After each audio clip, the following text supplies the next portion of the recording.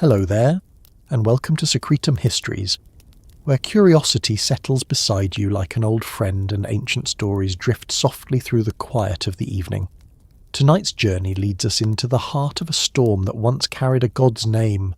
Before lightning was only weather, before thunder was just sound, there was a time when people believed the sky itself had intentions. And somewhere in that distant memory, wrapped in rain and fear and awe, stands Ishkur, the Anunnaki god whose temper or sorrow or duty, depending on which old tablet you read, unleashed the flood that reshaped the world. But before we wander too far into those rising waters, I hope you're settled somewhere comfortable tonight. Maybe you're easing your thoughts after a long day, letting your body unwind at its own pace. Maybe you're listening from another time zone entirely, where morning is waking up while night is settling here. So tell me, just quietly to yourself, where are you listening from right now? What time is it in your corner of the world? There's something fitting about a story of storms and silence being shared across so many different hours at once. And if this gentle dive into ancient history brings you a bit of calm or helps you drift toward rest, I'd be grateful if you gave this a like or subscribed. It helps these quiet stories find others who might need them. For now, though, just let your thoughts move slowly. Let the pace of the evening soften, because this tale begins long before clocks and calendars, long before nations or borders, in a world where the sky decided what lived and what didn't. People have always listened to storms, long before they understood the science behind thunder, or the reason clouds gather in great towering shapes. Storms were messengers. They arrived with warnings, with gifts, with fear, with renewal. Rain meant survival. Lightning meant danger. Thunder was a reminder that nature could roar whenever it wished. It's not surprising that early civilizations gave storms a personality, a will, a voice that echoed through valleys and across plains. In Mesopotamia, that voice belonged to Ishkur. He wasn't always the central figure in the stories. For a long time he was simply the Stormbringer, a young god among greater ones, whose rumbling presence was felt rather than worshipped. But as centuries passed and villages grew into city-states, storms became more than weather. They became the difference between drought and abundance, between famine and plenty. And the one who commanded them gained a place of honour or fear, depending on the year. It's strange to think how much power humans once believed rested in the hands of beings who could change the sky with a mood. But when you imagine a farmer staring at the horizon, hoping for rain, or a shepherd watching dark clouds roll over a fragile season, you can understand why thunder became something divine, and Ishkur, with his lightning and tempests, became not only a warning but a hope, until the day he became something else entirely. The memory of the Great Flood appears in the stories of many civilizations. Sometimes it's sent by gods who grew angry, sometimes by gods who grew tired, sometimes by fate itself. In the Mesopotamian world, the cause shifts depending on which tablet survived the millennia, but one version whispers of a storm god who reached a breaking point. A god whose thunder didn't just echo across the land but drowned it, and in that version, Ishkur stands at the centre, his rain falling not as blessing, but as judgment. But that's much later. For now, imagine the world before the waters rose, a world of early cities, mud-brick temples, winding rivers, and priests who studied clouds as carefully as astronomers study stars. Ishkur was already a figure of deep respect, the one who brought rain to the parched fields, who cooled the heat of summer with sudden bursts of storm. His name carried weight in rituals that asked for fertile soil, abundant harvests, safe journeys. To call on Ishkur was to call on the sky itself, and yet behind those ceremonies lay an understanding as old as humanity. Storms are unpredictable. They nourish and destroy. They can arrive gently or tear a landscape apart. And so, Ishkur was not painted as gentle or cruel, but simply powerful, a force with moods as shifting as the weather he embodied. When lightning split the sky, people believed they had heard his spear. When thunder rolled across the plains, it was his voice, When strong winds swept through the reeds along the rivers, it was his passing. But something changed over time, something that stories remember in fragments. Certain myths whisper of disagreements among the gods, tensions that rose like unseen clouds gathering beyond the horizon of heaven. While the great gods debated, the world below carried on.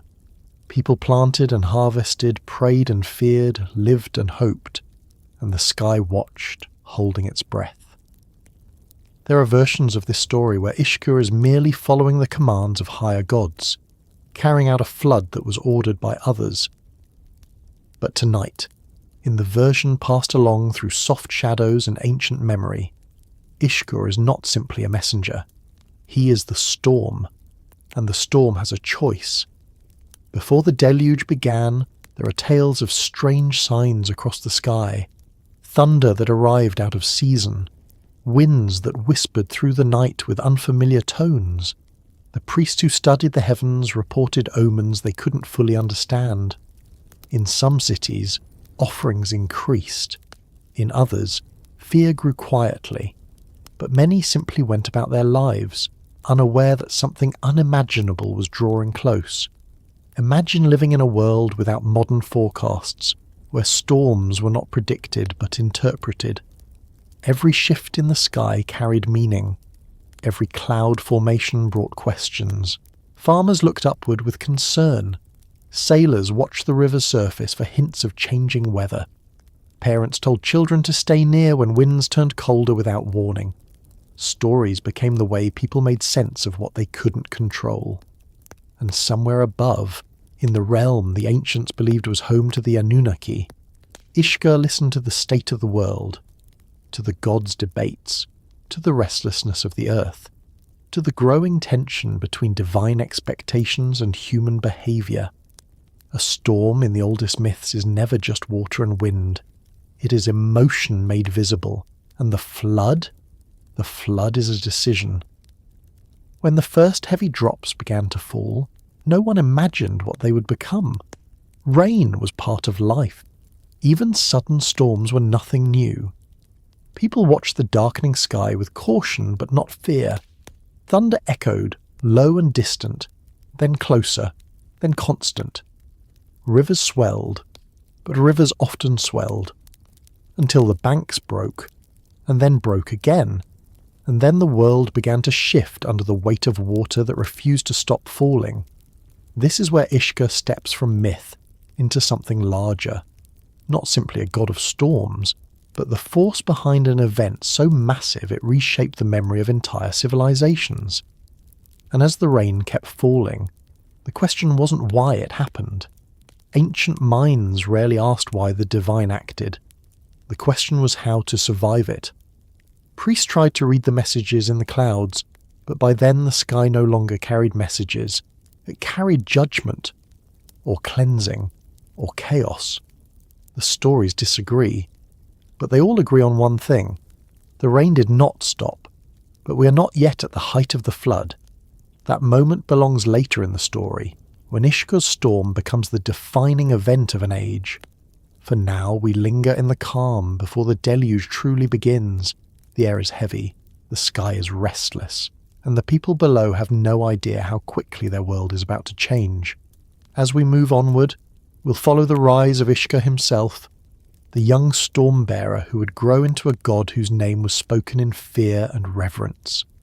His earliest days among the Anunnaki shape everything that follows, and so, without rushing, we'll step quietly into that part of the tale, letting the rhythm of the night carry us toward it, steady and unhurried. The beginning of any story that stretches this far back always feels a little uncertain, because we're stepping into an age without clocks, without writing, without recorded memory, and yet filled with voices that found their way through millennia anyway. Before humanity learned to carve symbols into soft clay or build cities from river mud, before anyone wrote down the name Ishkur, there were storms. There were nights lit by sudden flashes of light that tore open the darkness. There were rolling sounds across empty land that startled early people awake and made them feel as though the world itself had shifted in its sleep. Thunder existed long before names, but eventually someone tried to speak to it. Someone tried to understand it. Someone gave it meaning, and that meaning over time became a god. It's difficult to imagine what those earliest humans thought when the sky roared. Not in the way we understand it now, where explanations involve atoms and air pressure and the movement of clouds, but in the older way, where the world above felt alive, unpredictable, and vastly more powerful than anything walking on the ground. When lightning struck a tree, it wasn't a natural event. It was an act. When thunder rolled across a valley, it wasn't weather. It was a voice. And in those moments, people didn't think of storms as accidents.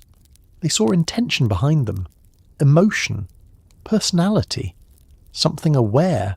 Before Ishkur was the name carved into temples, before he was the figure described by scribes, he was simply the force that came from the sky. Early groups living in the region that would one day become ancient Mesopotamia had no unified mythology yet. Instead, they had small rituals shaped by survival, gestures meant to keep the unpredictable sky calm. If the rains arrived on time, people believed something above had been pleased. If storms destroyed crops or homes, something above had been disturbed. And slowly a pattern formed.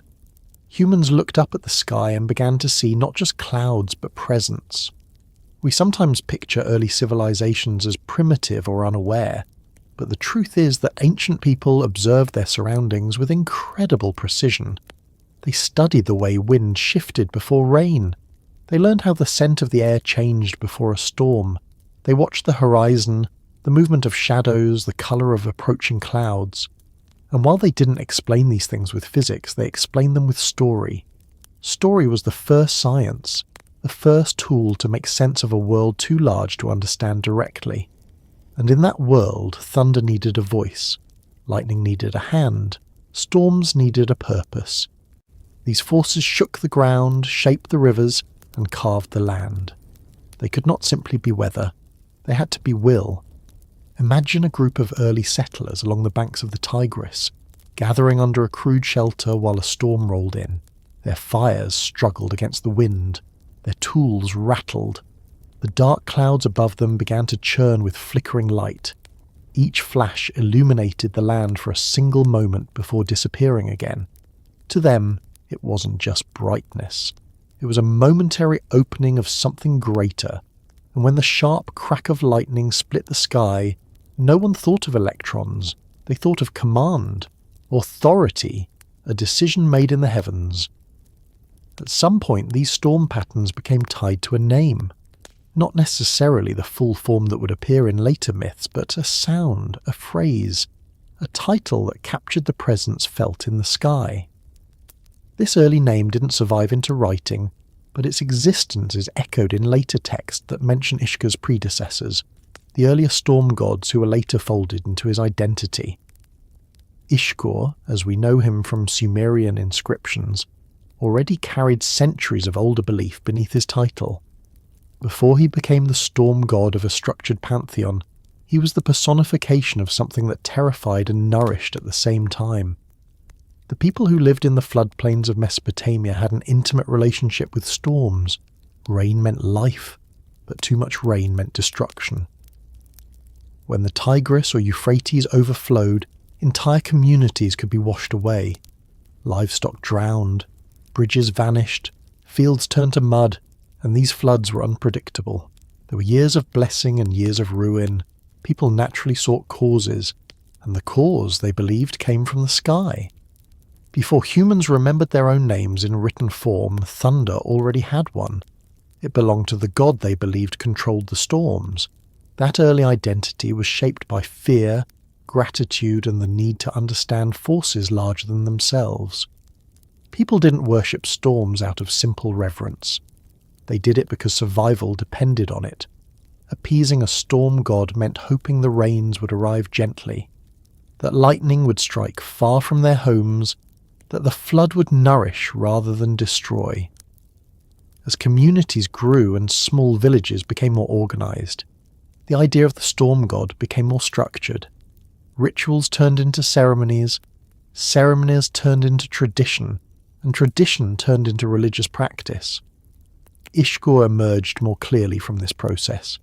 Scribes began to write his name. Priests began to describe his presence. Stories began to connect him not only with rain and thunder, but with purpose. Ishkur was described in early texts as youthful, energetic, sometimes unpredictable, and always powerful. His strength wasn't measured the way other gods' strengths were. He didn't rule over a domain like agriculture or wisdom or war. His dominion was the sky in motion, not the calm sky, not the peaceful dawn, but the sky when it stirred, when it grew restless, when it announced its displeasure or its blessing through sound and water. Before cities like Uruk and Nippur established centralized temples, storms were the temples. People watched clouds gather the way later generations would watch priests prepare offerings. They listened to thunder the way later people listened to hymns. And through this constant relationship with the sky, Ishkur became more than a name. He became a fundamental truth about the world. The world was shaped by storms. Therefore, a storm god shaped the world. Long before humanity carved myths into clay, stories about the sky were passed from person to person, from fire circle to fire circle. In these stories, the storm was not only a force of nature, but also a personality. He could be persuaded, he could be angered, he could be generous. And because the line between weather and will was invisible to them, they treated storms with the same respect they gave to leaders. Not because storms negotiated, but because storms decided. Thunder was heard as speech, lightning was seen as action, and rain was interpreted as mood. Ishkur, in these earliest imaginings, wasn't yet tied to a specific lineage among the gods. He wasn't yet the son of a great deity or the member of a divine council. He was simply the one who came when the sky darkened, the one who commanded the wind, the one whose presence meant change, for better or worse. Generations passed, and the stories changed with them. In time, people began to see patterns beyond simple storms. They connected the renewal of the land to the return of Ishkur. They believed he travelled across the sky, that he arrived and departed, that his temper determined the quality of each season. Unlike gentler gods associated with fertility or healing, Ishkur's role was never comforting. It was honest. It acknowledged that nature was not always on humanity's side. It reflected the truth that survival required respect for forces far more powerful than any community. As language developed and cultures merged, Ishkur's identity expanded. He gained titles, he gained responsibilities, he gained stories that shaped the mythology we now know. But even in the oldest tablets, the ones chipped and faded by time, there remains a trace of that original idea. Ishkur is not a distant abstract figure. He's the sky up close, the thunder at the doorstep, the rain that decides whether you live or starve.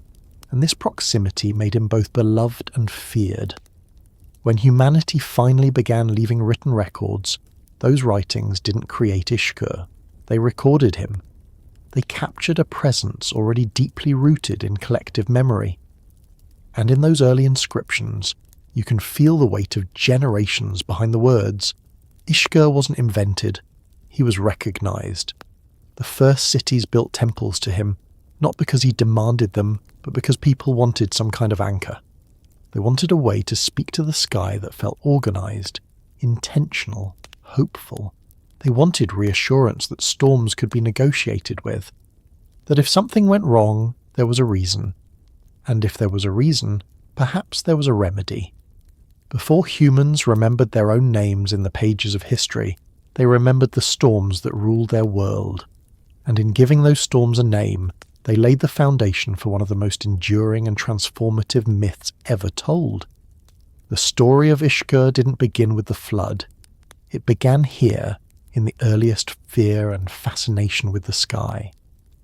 Before he was the god who unleashed a deluge, he was simply the sound of thunder given shape, a voice in the storm, a presence that watched humanity grow step by step. unaware of the role he would one day play in reshaping everything they knew. And as those first stories deepened and communities expanded, the Stormbearer himself began to rise into the pantheon, carrying the legacy of all those nameless generations who once listened to thunder and believed it was speaking to them. The next part of his story follows that rise, not yet touched by floodwaters, but already shaped by the power that would one day unleash them. The story of Ishkur's rise does not begin with thunder or lightning, even though those would one day become his unmistakable signature. It begins instead in the quieter spaces of the ancient imagination, in that vast early world where the Anunnaki were still being shaped in the minds of the people who believed in them. Before Ishkur became the Stormbringer, before he carried the weight of floods and tempests, he appeared in myths as something much simpler, a presence learning its place among the divine, surrounded by beings far older and more established than he was. The Anunnaki, as described by later Sumerian scribes, were not a single unified group but a layered hierarchy of gods, each with a role, a responsibility and a history that reached deeper than any one story could hold. The great gods, Anu, Enlil, Enki, stood at the top, each representing a fundamental piece of existence. Around them gathered lesser gods, spirits, and divine attendants who carried out the work of heaven and earth. And somewhere within this vast assembly, a young god connected not to the foundations of the universe, but to the ever-changing sky began to emerge. Ishkur was not born into immediate prominence. He was not associated with the creation of the world or the ordering of its laws. Instead, he belonged to that category of gods whose power came not from authority, but from unpredictability. Storms, after all, were not constant. They came and went. They arrived with no warning. They changed without reason. And so, the god who embodied them was likewise not a fixed figure. He was shaped by motion, by change, by the restless temperament of the sky. The earliest depictions of Ishkur show him as youthful, vibrant and energetic, carrying a thunderbolt or standing atop a bull, an animal long associated with strength and the rumbling sound of storms. Unlike the solemn calm of Anu or the measured authority of Enlil, Ishkur's demeanour was lively. There was movement in everything associated with him, from the symbols carved beside his name to the verbs used to describe his presence. He rushed, he charged, he carried the wind, he called the lightning, he arrived suddenly. And when he left, he did not drift away gently. He withdrew like a storm breaking apart, leaving the air heavy with the memory of him. Being a young god among the Anunnaki meant that Ishkur did not begin with clear duties. At first, he existed on the edges of the pantheon, a figure called upon during seasonal rains or invoked when drought threatened. His responsibilities emerged slowly, shaped by what the people needed and what the sky delivered. When storms nourished the fields, offerings were made in gratitude. When storms devastated crops, stronger rituals were held to appease him. And through these cycles of hope and fear, Ishkur's identity gained structure. But myth rarely grows in straight lines. Ishkur did not simply shift from minor figure to major deity. Instead, his rise reflected the ways human beings understood their world. When people depended on rain for survival, they elevated the god who brought it. When storms shaped the rhythms of life, the storm god became essential. And so, as settlements grew into cities and agriculture became the foundation of civilization, Ishkur moved closer to the centre of the divine hierarchy. It helped that his lineage tied him to the greater gods. Many texts describe Ishkur as the son of Anu, the Sky Father, though some versions place him as a son of Enlil. Either way, the relationship established him within the upper ranks of the pantheon, while preserving his distinct personality. He was not a ruler like Enlil, or a wise planner like Enki. He was something less predictable, a spark rather than a structure.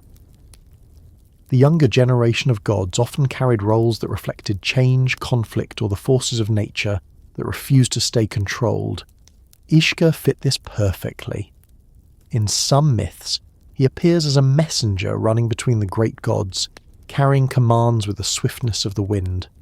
In others, he He's depicted as a companion to agricultural gods, arriving each season to ensure the fields would flourish. There are also stories where he stands apart, neither serving nor disobeying, simply existing in the sky as a reminder that some forces answer to no one, not even gods. This independence was rare in the Mesopotamian pantheon. Most gods had precise roles with predictable domains. Ishkur, however, did not follow a rigid pattern. His storms might be gentle or violent. They might bring life or destruction. They might arrive without warning and depart without explanation. And this mirrored exactly how ancient people experienced the weather. They could pray for rain, but they could never control it. They could offer sacrifices, but the sky might still deny them. In this sense, Ishkur was not simply a divine figure. He was the living embodiment of uncertainty. As Ishkur grew in prominence, his presence in myths expanded. Priests began dedicating hymns to him, describing him as the bringer of nourishing rain, the opener of the wells of heaven, the one whose voice echoed across the mountains. These hymns did not portray him as malice-driven, but as necessary. Storms were not punishments. They were part of the balance of life. Without them, the rivers shrank, the crops failed, the land cracked. And so, Ishkur was invited into the highest rituals of the early cities, recognized not for stability, but for the pivotal role of change. His rise also reflected shifting political landscapes. As different city-states gained influence, their local deities rose with them. Ishkur, worshipped prominently in regions dependent on rainfall rather than consistent river flooding, gained a place among the Anunnaki, not only through mythology, but through the influence of the people who honoured him. His temples grew larger, his festivals became more widely observed. The storm god who once hovered at the edges of the pantheon began to take a more central position. The image of Ishkur riding atop a bull became iconic. In the minds of the people, the bull represented power, force and virility, qualities mirrored in the storms that swept across the plains. The thunderbolt he carried was not merely a weapon, but a symbol of authority, a reminder that the sky could break open at any moment. And as Ishkur grew into this imagery, his role shifted yet again. He became the enforcer of storms, the one who decided when the rains would fall, when the winds would rise, when the rivers would swell. This authority placed him in frequent proximity to the great gods, and myths describe him attending councils, offering counsel, delivering messages, and sometimes acting as an intermediary between beings far more ancient than himself. While he did not govern the cosmos, he influenced its rhythms. His storms could alter the fate of harvests, which in turn affected the prosperity of cities, which in turn shaped politics, war, and survival. In this way, Ishkur's presence reached far beyond the sky, but the story of his rise is not complete without acknowledging the other storm gods of the region. Deities like Adad, Hadad, and Baal appear in closely related cultures, often sharing attributes and stories with Ishkur. Over time, as cultures traded, merged, and conquered one another, the identities of these gods blended. Ishkur absorbed traits from his neighbours and passed traits on to them, becoming part of a wide network of storm deities whose influence stretched across the Near East. This fusion did not diminish him, it strengthened him. It expanded the ways people understood his power. Yet even as Ishkur grew in prominence, he retained the unpredictability of his earliest form. Myths describe him arriving unannounced, altering the course of stories not through long-term plans but through sudden action. He brought storms that disrupted battles. He delivered rains that saved cities. He sent winds to scatter armies. His interventions were decisive not because they were strategic, but because they were powerful. And that is perhaps the best way to understand Ishkur's ascent. He rose not through hierarchy but through necessity. The world he influenced was constantly shifting. Seasons changed, rivers rose and fell, rains arrived or failed to arrive, and Ishkur stood at the centre of all of it, not as a calm overseer, but as the restless force that ensured life moved forward, month after month, year after year. As Ishkur matured in the myths, He became more entangled with the broader stories of the Anunnaki.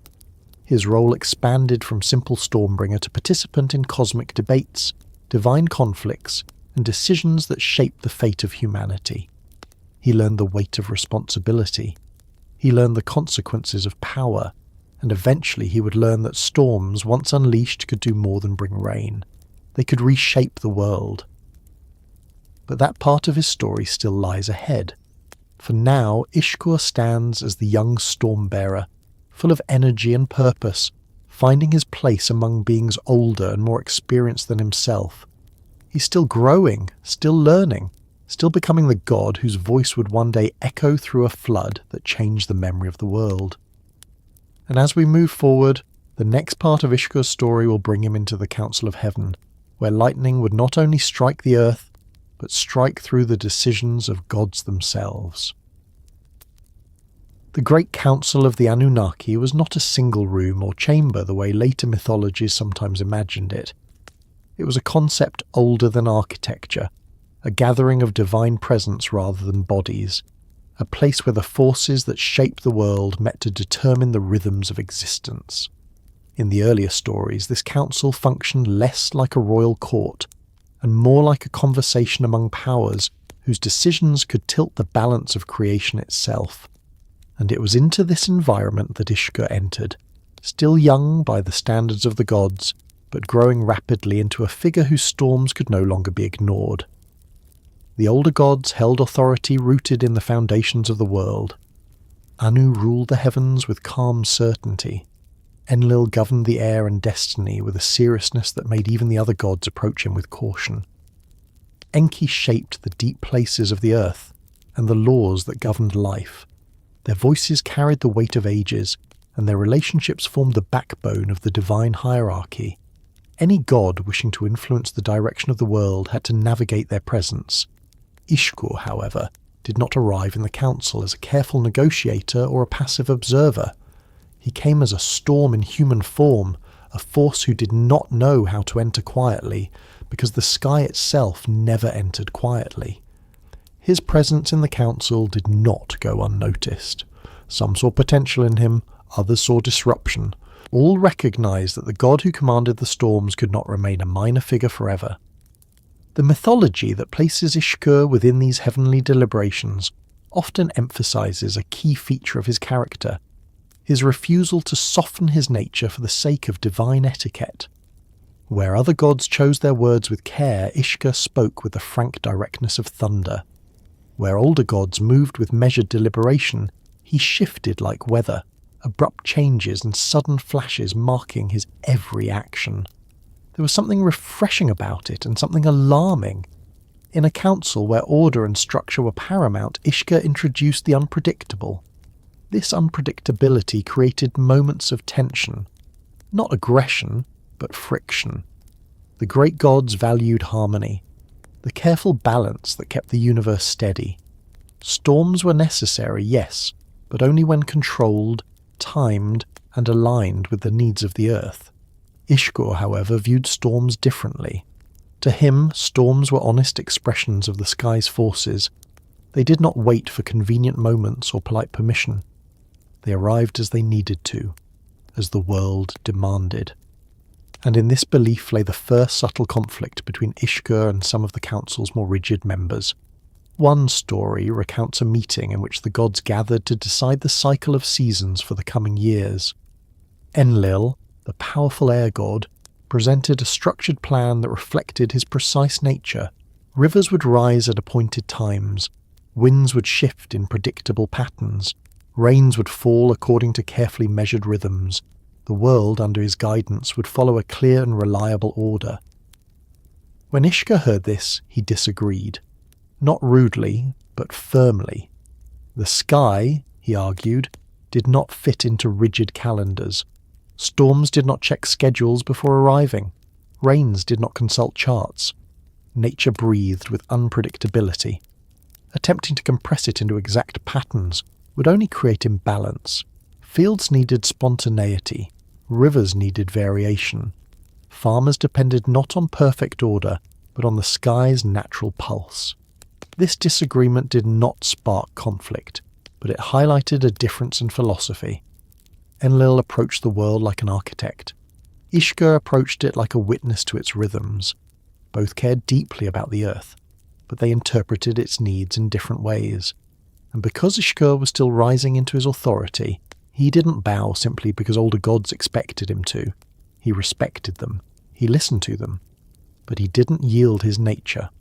In these early myths, the Council of the Gods reflects something deeply human, the challenge of integrating new energy into established order.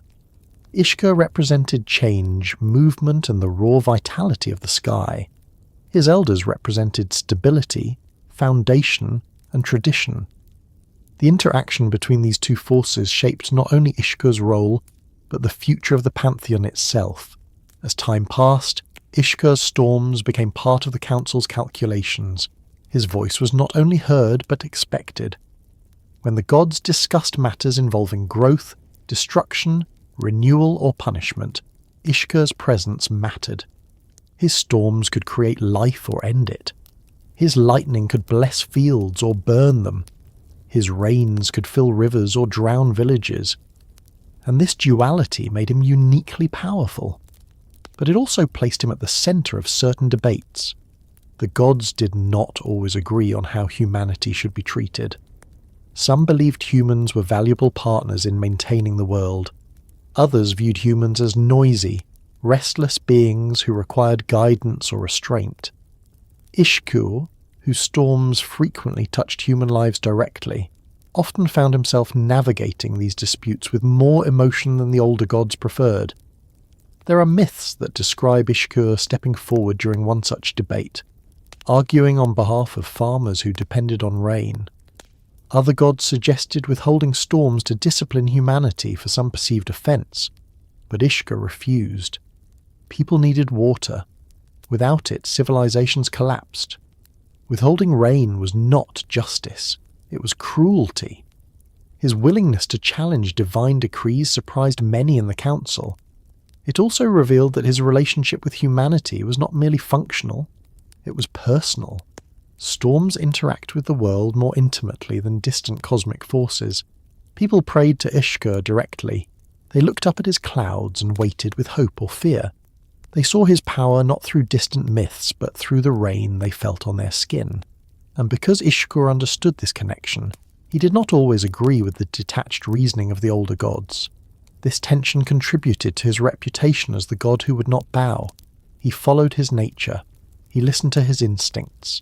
He believed that storms should serve the balance of life, not strict divine policies, and his refusal to obey blindly set him apart from other younger gods, many of whom followed the hierarchy without question. But Ishkur's refusal to bow did not mean rebellion. He was not a challenger seeking to overthrow older gods. He simply believed that his role required authenticity. Storms were honest.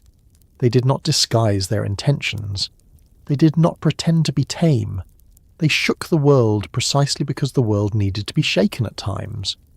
This honesty, however, occasionally frustrated the council.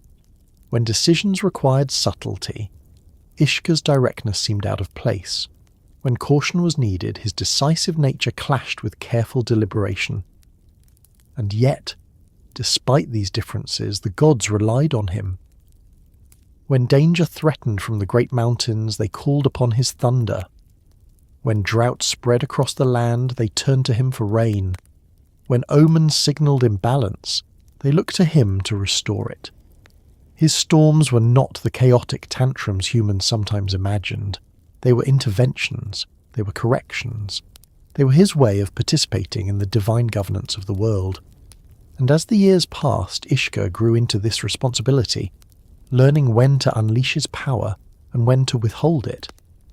But even as he gained wisdom, he retained the spark that distinguished him from the others. There are stories in which he challenged Enlil's decisions, not out of disrespect but out of conviction. He questioned plans that did not consider the needs of the earth. He pushed for flexibility in a pantheon that valued structure, and while these disagreements never escalated into open conflict, they created a dynamic that would one day shape the most consequential decision the council ever made. Lightning, as a symbol, often reflects sudden realization or striking truth. In the context of Ishkur, it also represented his clarity. His insights arrived with the same abruptness as the storms he commanded. He did not spend days pondering the perfect phrasing of an argument. He spoke what he believed. He acted when he felt called to act. And though the older gods sometimes wished for more patience from him, they could not deny that his instincts often proved correct. His role among the Anunnaki solidified when he demonstrated the ability to mediate between heaven and earth in ways the older gods could not. Enlil might command the fates, but Ishkur commanded the rains. Anu might rule the heavens, but Ishkur's storms touched the ground. Enki might govern wisdom, but Ishkur understood the needs of the people who sought shelter beneath his clouds, and this connection gave him influence in the council that no other young god possessed. In the years leading toward the flood, this influence grew more and more relevant. Tensions rose among the gods. Concerns about humanity increased. Debates regarding the fate of the world became more frequent and more heated. Some gods grew impatient with humans. Others grew protective. Ishkur, positioned between heaven's authority and earth's needs, found himself pulled in both directions. It was in this environment that the young storm-bearer's refusal to bow became more significant. He had always spoken on behalf of storms, but now he began speaking on behalf of life itself. He did not always win the arguments, but he did not stop challenging decisions he believed were misguided. And the more he spoke, the more his voice crackled with the weight of a god who understood the consequences of power. One myth describes a council meeting where the gods debated whether to punish humanity for its growing noise and restlessness. Ishkur stepped forward and argued that humans made noise because they lived. They prayed loudly because they were afraid. They called out to the gods because they felt small. Punishing them for existing was unjust. The council did not fully agree, but his words left an imprint. It showed that Ishkur was no longer simply learning his place. He was shaping it, and yet, for all his influence, for all his storms, for all his conviction, Ishkur could not stop the tide of divine opinion shifting toward a decision that would change the world forever. The stage for the flood was being set long before the first raindrop fell, and Ishkur's role within it was growing more complicated with every passing year. The young storm-bearer had risen into a position of power, but power among the gods came with responsibility, and responsibility came with choices that would test the very nature of who he was. And as the council moved closer to a monumental decision, Ishkur found himself at the centre of a storm far greater than any he had ever unleashed. Long before the flood began its rise, long before storms swallowed fields and villages, the world entered a period that later storytellers described not as sudden disaster, but as a series of warnings. These warnings did not come in carved tablets or declarations from priests. They came from the sky itself, quiet at first, barely noticeable, the kind of changes people sensed rather than understood. The ancient world, so closely tied to the rhythms of nature, noticed even the smallest shifts, and in those early tremors of imbalance, they believed the gods were trying to speak. The earliest signs were subtle. Farmers who had spent their entire lives studying the behaviour of clouds sensed a kind of restlessness they could not explain. Winds arrived from directions they rarely came from. Nights that should have been cool carried a persistent heaviness. Tools left outside gathered thin films of moisture even when the sky was clear. Nothing destructive happened yet, but the land behaved differently, as if inhaling slowly in preparation for something unknown. People spoke of these changes quietly at first. Neighbours whispered about strange mornings when the air felt thicker, when animals acted uneasy for no clear reason. Cattle would lift their heads and stare toward the horizon as if expecting something. Dogs barked at empty spaces. Birds took unexpected flight in the middle of calm days. Each of these moments was small, too small to cause alarm on its own, but together they formed a pattern, one that made communities uneasy. Priests responsible for observing the sky began to notice inconsistencies in the seasonal patterns they had relied on for generations. The first rains of the year, arrived late in some regions and early in others. When the rains did fall, they sometimes came with a strange intensity that people hadn't seen in years. Not enough to cause fear, but enough for anyone paying close attention to wonder if something unusual was beginning.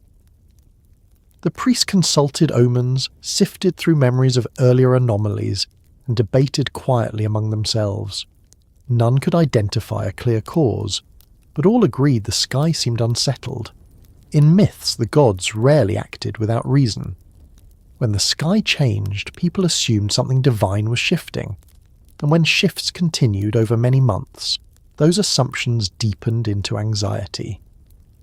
Ishkur's storms had always reflected the needs of the world, but now the storms behaved in ways that did not align with any recognizable pattern. Some arrived with the energy of midsummer despite being in the wrong season entirely. Others brought rumbling thunder without the usual clouds. Lightning flickered silently in the distance on dry nights, striking the ground without rain. These signs were more confusing than threatening, but confusion, in a world dependent on understanding the sky, was enough to unsettle entire societies. The priests who served Ishkur began performing more rituals than usual. They offered grain, livestock, and carefully prepared meals to the god of storms, hoping to stabilize whatever was shifting. They interpreted the silence between storms as a message, but no one knew what it meant. Ishkur himself, in the myths that reflect this period, appears quiet, not absent, but contemplative. Storm gods were not typically depicted as contemplative beings, so these stories stand out. They describe Ishkur watching the earth from the high places of heaven, noticing the changes that had seeped into human life, and feeling a sense of heaviness, much like the clouds that were beginning to gather. Meanwhile, the Council of the Gods became increasingly divided. Concerns about humanity had been growing for some time. Some older gods believed humans had become too noisy, too chaotic, too numerous. Others argued that humanity's vibrancy was a sign of life flourishing under divine guidance. Ishkur, positioned between these perspectives because his storms touched human lives so directly, understood both sides in ways that made him uneasy. He had spent years providing rain that supported human survival. Watching the world shift toward imbalance troubled him deeply. One story describes a moment when Ishkur walked among the lower heavens, gazing down at the fields and rivers. He noticed the same subtle anomalies humans had sensed. The clouds moved differently, the air felt heavier. The cycles he relied on to guide his storm seemed to wobble. Storm gods rely on rhythm as much as power. Ishkur could sense when something was out of alignment, and now he sensed that the world's delicate balance was beginning to tilt. He brought these concerns to the council, but many of the older gods dismissed them at first. Small shifts in nature were not unusual, seasons varied, patterns changed. But Ishkur insisted that this was different. Something deeper was stirring. The sky was responding to a growing tension between the divine and the mortal. His words carried urgency, but not alarm. A storm god does not panic. He reads the wind, then speaks the truth of it. In the myths, this warning marked the beginning of a slow divide among the gods. Some admitted that strange signs had appeared in their own domains. Others saw Ishkur's observations as confirmation of their belief that humanity needed stronger control. Still others hesitated, unsure whether these signs were natural or the beginning of something larger. The council did not reach an agreement, and so the sky remained unsettled, reflecting the indecision of those who governed it. Back on Earth, people continued to live their lives, unaware that the heavens were debating their fate. They ploughed fields, traded goods, raised families, and prepared for seasonal changes. But the unease persisted. Even those who did not believe in omens could feel the shift in the weather. Rain showers became unpredictable, arriving suddenly and disappearing just as quickly. The wind carried strange scents. Entire days passed under clouds that refused to release a drop of water, and then nights came filled with distant thunder that echoed without lightning. To the ancient mind, such shifts were not coincidences, they were messages. If the rains refused to fall, the gods were withholding blessings. If thunder arrived without storms, the gods were speaking indirectly. People began bringing more offerings to Ishkur's temples, hoping to restore the balance. Priests performed rituals with increasing frequency. They recited hymns, pleading for clarity. But clarity did not come. Instead, more signs appeared. One myth describes a period when wells began filling with water even when the skies were clear. Not overflowing, but rising slowly as if water beneath the earth was restless. People took this as a sign that the boundaries between elements were weakening. Another story tells of winds that carried the scent of distant seas far inland, confusing fishermen who had lived their whole lives by the river. Even the animals seemed aware of something shifting. Herds moved unpredictably. Birds migrated at strange times. Rivers behaved erratically, rising for days without apparent cause, and then falling again just as abruptly. Each of these events alone could be explained as natural variation, but taken together, they formed a picture of a world preparing for something vast. Ishkur felt this weight more acutely than any other god. The skies were his domain. When clouds behaved strangely, it reflected his inner turmoil as much as the world's. The myths describe him standing at the edge of the heavens, watching storms gather in places where they did not belong, sensing the pressure that had begun to build across the atmosphere. Storm gods feel the potential for deluge, the way a musician feels the tension in a string. And Ishkur felt that tension tightening. What troubled him most was not the growing power in the clouds, but the feeling that the sky was responding to something the gods themselves had set in motion. Storms do not usually act without cause. They build from imbalance. And the imbalance between heaven and earth had been widening for years. Humanity had grown rapidly. Cities expanded. Noise increased. Offerings grew less consistent as people's attention turned toward their own accomplishments. None of this angered Ishkur directly, but the council had grown increasingly frustrated, and their frustration seeped into the natural world like pressure into a storm front. When the gods debated whether to intervene more forcefully in human affairs, Ishkur remained cautious. He warned that forcing change could break the balance entirely, but his warnings often went unheard. Some gods believed humanity's rapid growth was a threat. Others saw humans as a temporary creation whose behaviour needed guidance. These disagreements reverberated across the heavens, reflected in the sky's unusual behaviour. And then, according to the myths, came a moment when the skies gave their first true warning. It was not a great storm or a destructive event. It was something quieter, almost gentle. A whisper through the air that people in villages described as a humming sound that passed overhead, even when no wind blew. Priests claimed they heard faint rumblings inside their temples, as if thunder were speaking from a great distance. Farmers found patterns in their fields where the soil had shifted overnight, traced in shapes no one recognized. These signs were small, but they were too coordinated to ignore. The myths say this whisper originated not from Ishkur himself, but from the build-up of forces he had been sensing. Storms carry energy. When too much gathers, even the calm before a storm becomes charged. Ishkur recognized this whisper immediately. It was the precursor to something enormous, the moment when the sky begins preparing to release everything it has held back. He knew the world was moving toward a point where storms would no longer behave like storms. They would behave like the sky breaking open. He returned to the council, this time urging them to act not out of punishment, but out of caution. The earth was shifting beneath the weight of tensions between gods and humans. A response was needed, but not one that destroyed the world. Something else, something measured. But the council was divided. Some had already begun considering the possibility of a flood, though they spoke of it quietly. Others insisted that humanity should be warned. Still others believed nothing would happen without divine command. The hesitation of the council allowed the tension in the sky to grow unchecked. Ishkur felt it building, layer after layer, a pressure that even he struggled to contain. Storms that normally dispersed began lingering. Rains that should have ended continued in isolated pockets.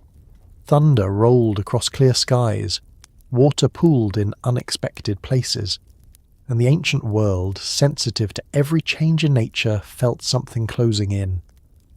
People noticed the shift in Ishkur's temples most of all. Rituals that normally brought predictable results now produced strange outcomes. Priests pouring water during offerings watched the liquid ripple oddly, as if responding to distant thunder.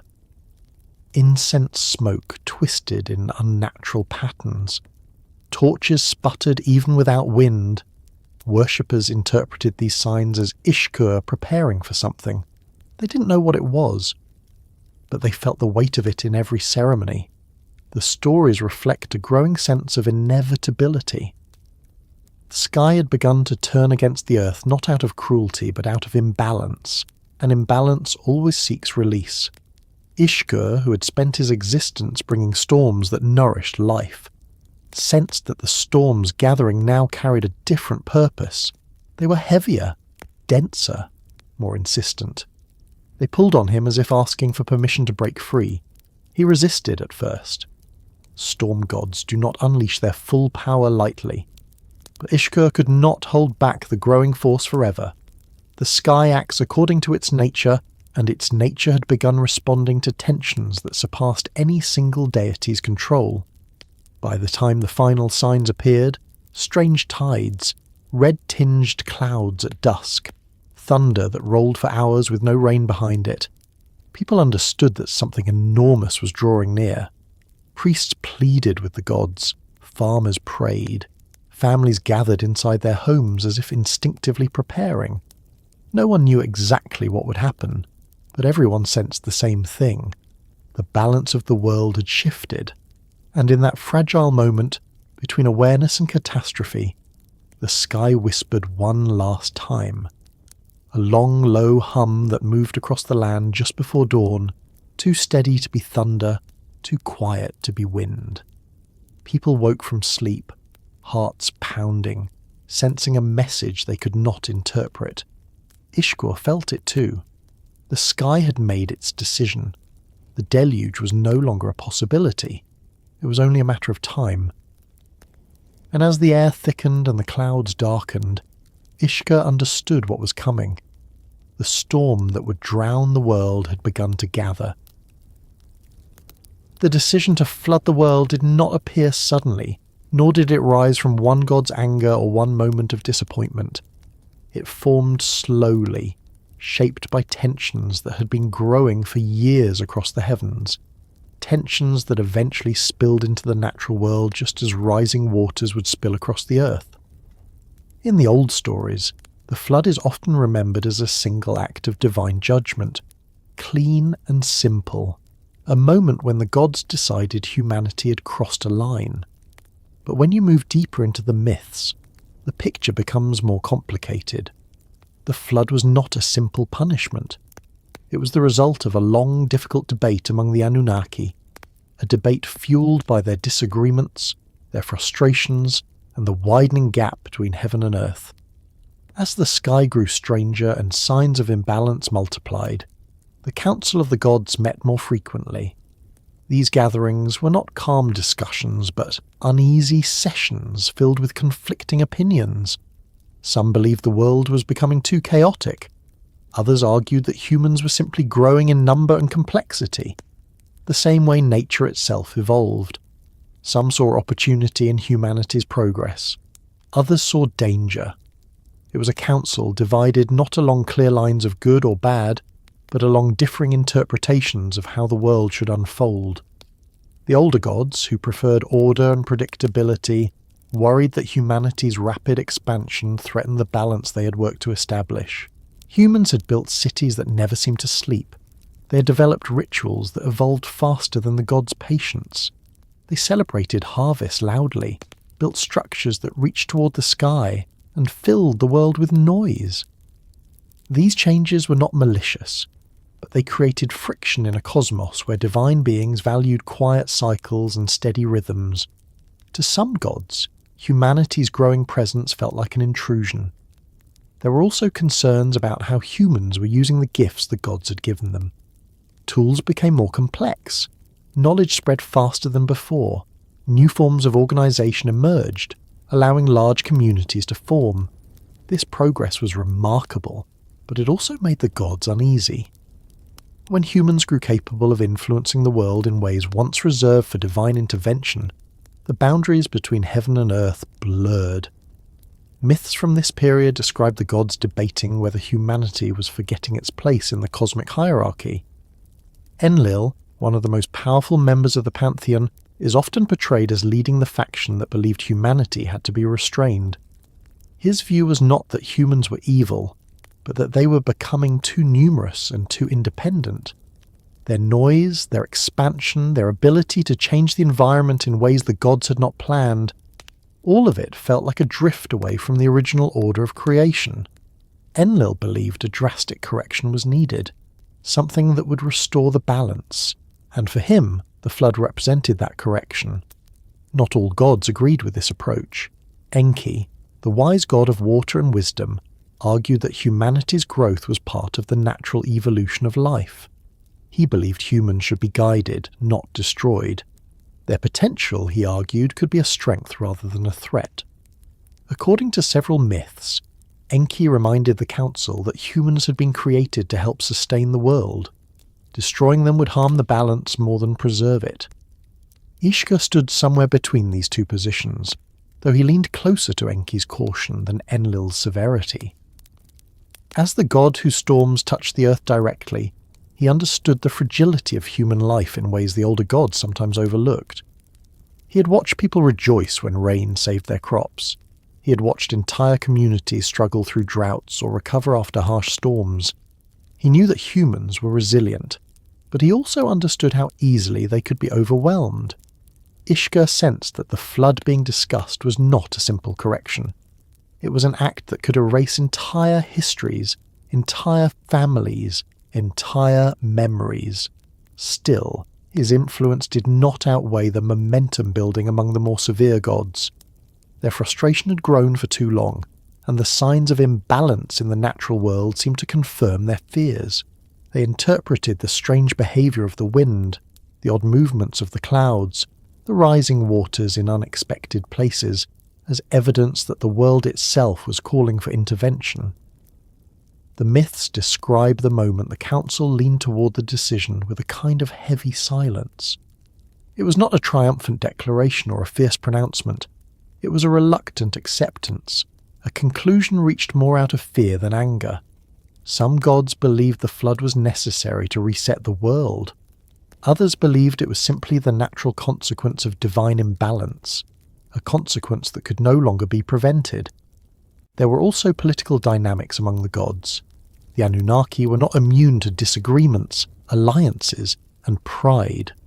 When powerful gods like Enlil pushed for action, others sometimes felt compelled to agree, even if they harboured doubts.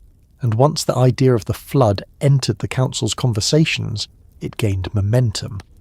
The more gods accepted the idea, the more it began to feel inevitable.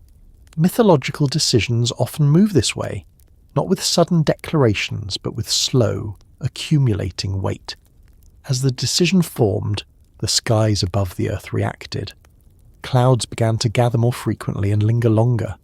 The air grew more saturated with moisture. Winds changed direction unpredictably. These changes were not yet destructive, but they gave people a sense of something building. Priests recorded unusual weather patterns, and their interpretations became increasingly dire.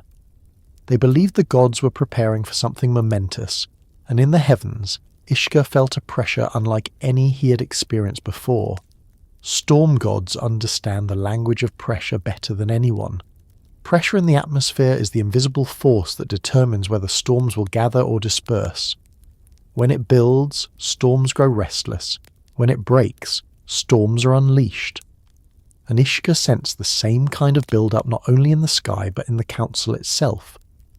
The gods were moving toward a decision that would release something immense. Some myths describe Ishkur pacing along the high walls of the heavens, watching the skies thicken with clouds that formed without his command. Storms normally responded to his will, but now the atmosphere behaved as if it were listening to a different authority. That loss of control troubled him, because it meant the natural world was responding directly to the intentions of the gods who wanted the flood. Ishkur had spent his existence controlling storms. Now the storms were forming on their own, guided by a force that surpassed his domain. This is one of the reasons later stories describe the flood as a divine act that required many gods, not just one. No single deity could shape the entire world's weather. Even Ishkur, the god of storms, could not command a deluge large enough to cover cities and rise across the plains. Such a flood required the collective will of the pantheon, or at least the will of its most powerful members, and as the council leaned toward a decision, that collective will began to manifest in the natural world. Many ancient flood stories share a common theme. The gods speak less, and the world speaks more. As the decision solidified, the earth itself seemed to reflect the change. Riverbanks cracked without drought. Rain fell in thin sheets for days only to vanish suddenly. People found the patterns they had relied on for generations dissolving around them. They still did not know a flood was coming. That idea was too large to imagine. But they felt something was wrong. Something was shifting. Among the gods, the final debate centered not on whether to flood the world, but on how. Some advocated for a sudden storm, a single moment of overwhelming destruction. Others argued for a gradual rise in waters, a slower reset that would give humanity a chance to adapt. Enlil favoured forceful action. Enki favoured moderation. Ishkur favoured restraint. But the voices calling for drastic change grew louder than those calling for caution. There are versions of this story in which Ishkur protested openly. He argued that storms should serve life, not end it. He insisted that destroying humanity would break the delicate balance between the sky and the earth. But his arguments were drowned out by the growing fear among the gods that humanity had slipped beyond their guidance. To them, rebuilding the world seemed easier than attempting to correct it. Some stories even suggest that Ishkur tried to limit the scale of what was coming, that he attempted to slow the gathering storms, to disperse the clouds before they thickened too far. But divine consensus has a momentum of its own. When enough gods align behind an act, the act becomes reality. And Ishkur found himself caught between his nature and the decisions of the pantheon. When the decision was finally made, it did not come with ceremony. The myths describe it as a quiet acceptance, a moment when the gods simply understood that the flood would happen. There was no single voice proclaiming it. There was no vote. It was a heavy collective conclusion. And once it formed, the skies began to change more rapidly. Clouds gathered in ways that defied natural logic. They layered on top of one another, forming thick, dark masses that covered entire regions. They moved as if guided by intention rather than wind. Storms formed simultaneously across vast distances, something that rarely happened in that part of the world. Ishkur felt the pressure in the atmosphere building to a point where even he could not release it slowly. It was as if the sky itself had been wound tightly, waiting for the moment when it would be allowed to break. People on Earth began preparing in their own way, not because they knew a flood was coming, but because the weather demanded vigilance. Villagers built up their grain stores. Farmers strengthened their irrigation channels. Families gathered supplies. Priests intensified their rituals, hoping to calm whatever force had unsettled the sky. But none fully understood the scale of what the gods had set in motion. In Ishkur's temples, worshippers prayed for clear skies. They offered water in bowls, hoping to appease the storm god.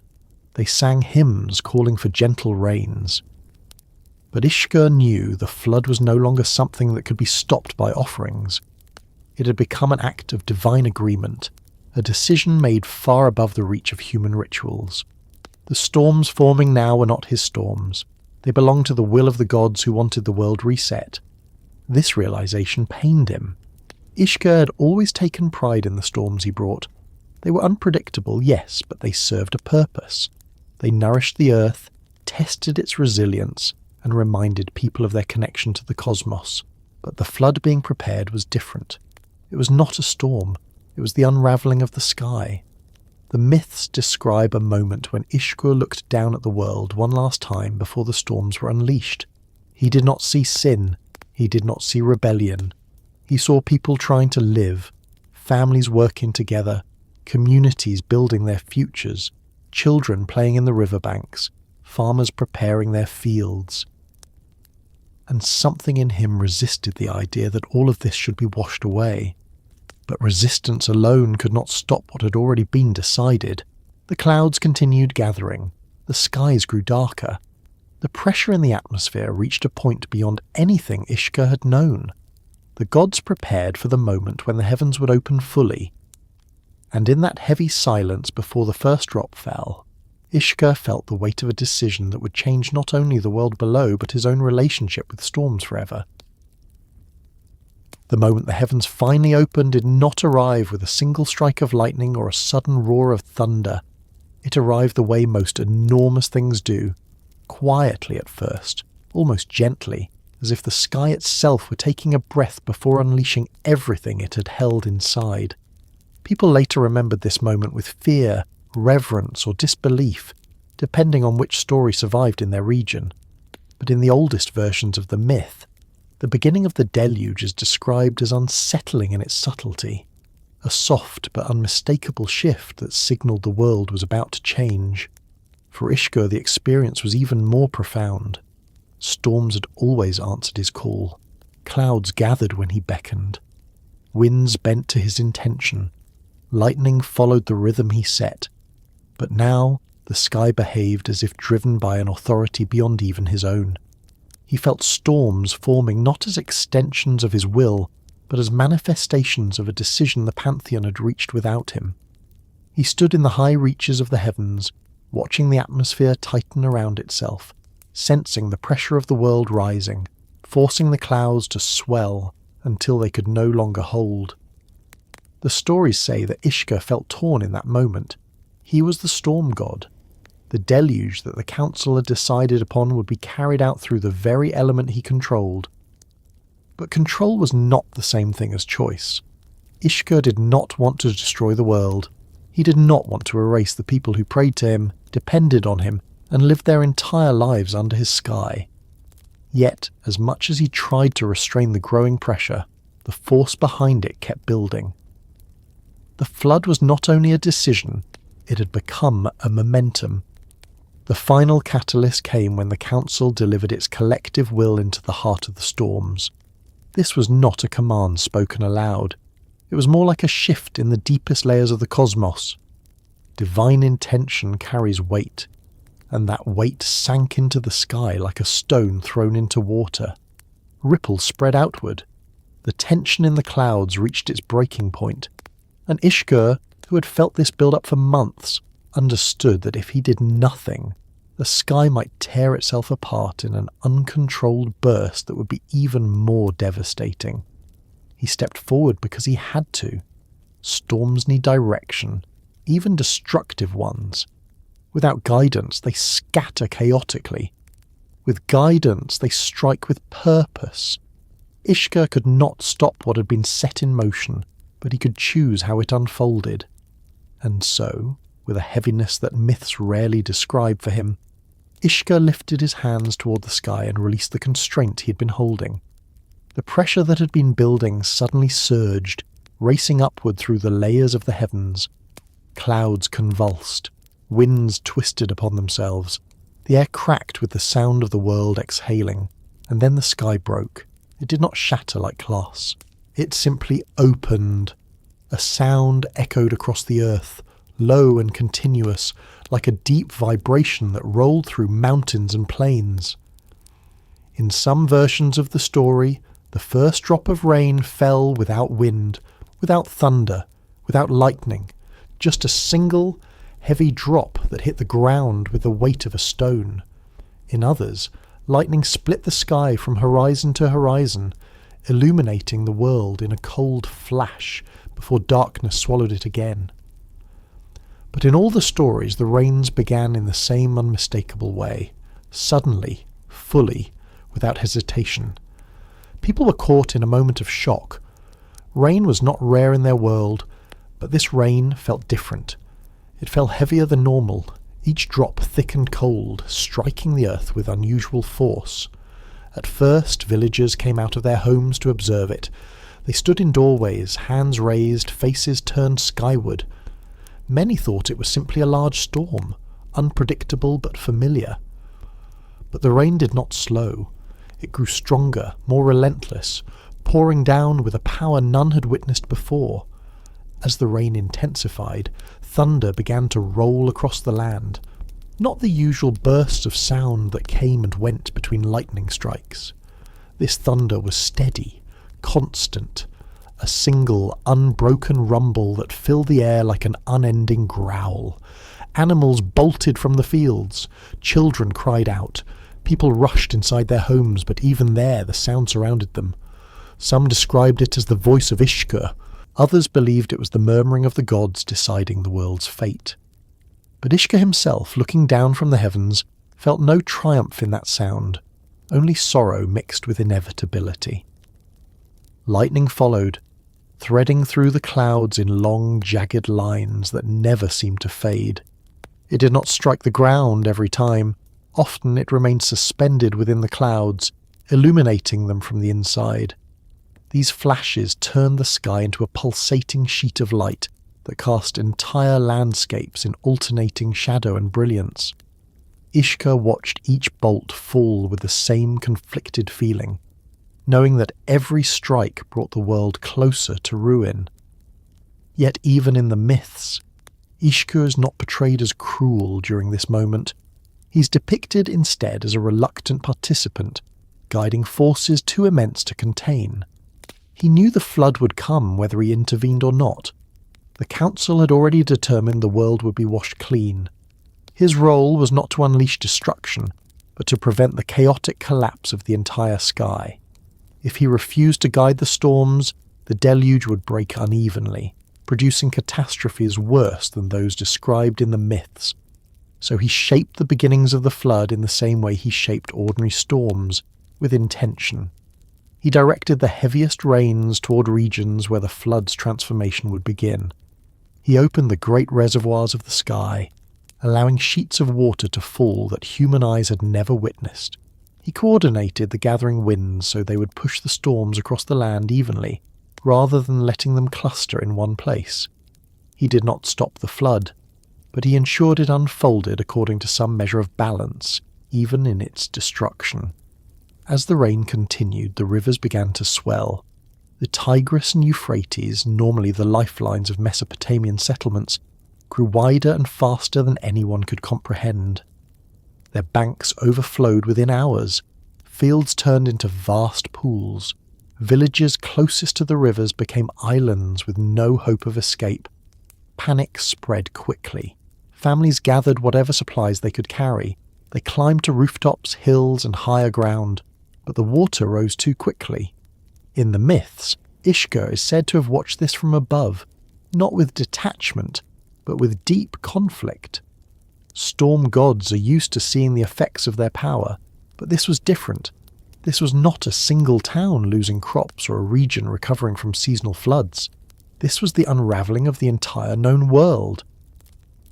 Ishkur felt the weight of it settle inside him, heavier than any storm he had ever carried. The deluge deepened as the minutes passed. Rain fell in sheets so dense that people could barely see through them. Lightning forked across the sky so frequently that the darkness came in rapid intervals. The rivers, already overflowing, merged with the floodwaters pouring across the plains. In some versions of the story, underground wells burst open, adding to the rising tide. Water came from above and below, swallowing the world in layers. Still, Ishkur did not release the full force of the storm at once. Myths describe him pacing the boundary between the heavens and the earth, directing the rain to ensure that the world did not collapse entirely under the flood. Even destruction needed structure. Without it, the gears of creation itself could be damaged. Other gods watched from their own domains, some in silence, some with disappointment, some with grim satisfaction. But Ishkur alone stood in the storm's centre. People called out to him. Some begged for mercy.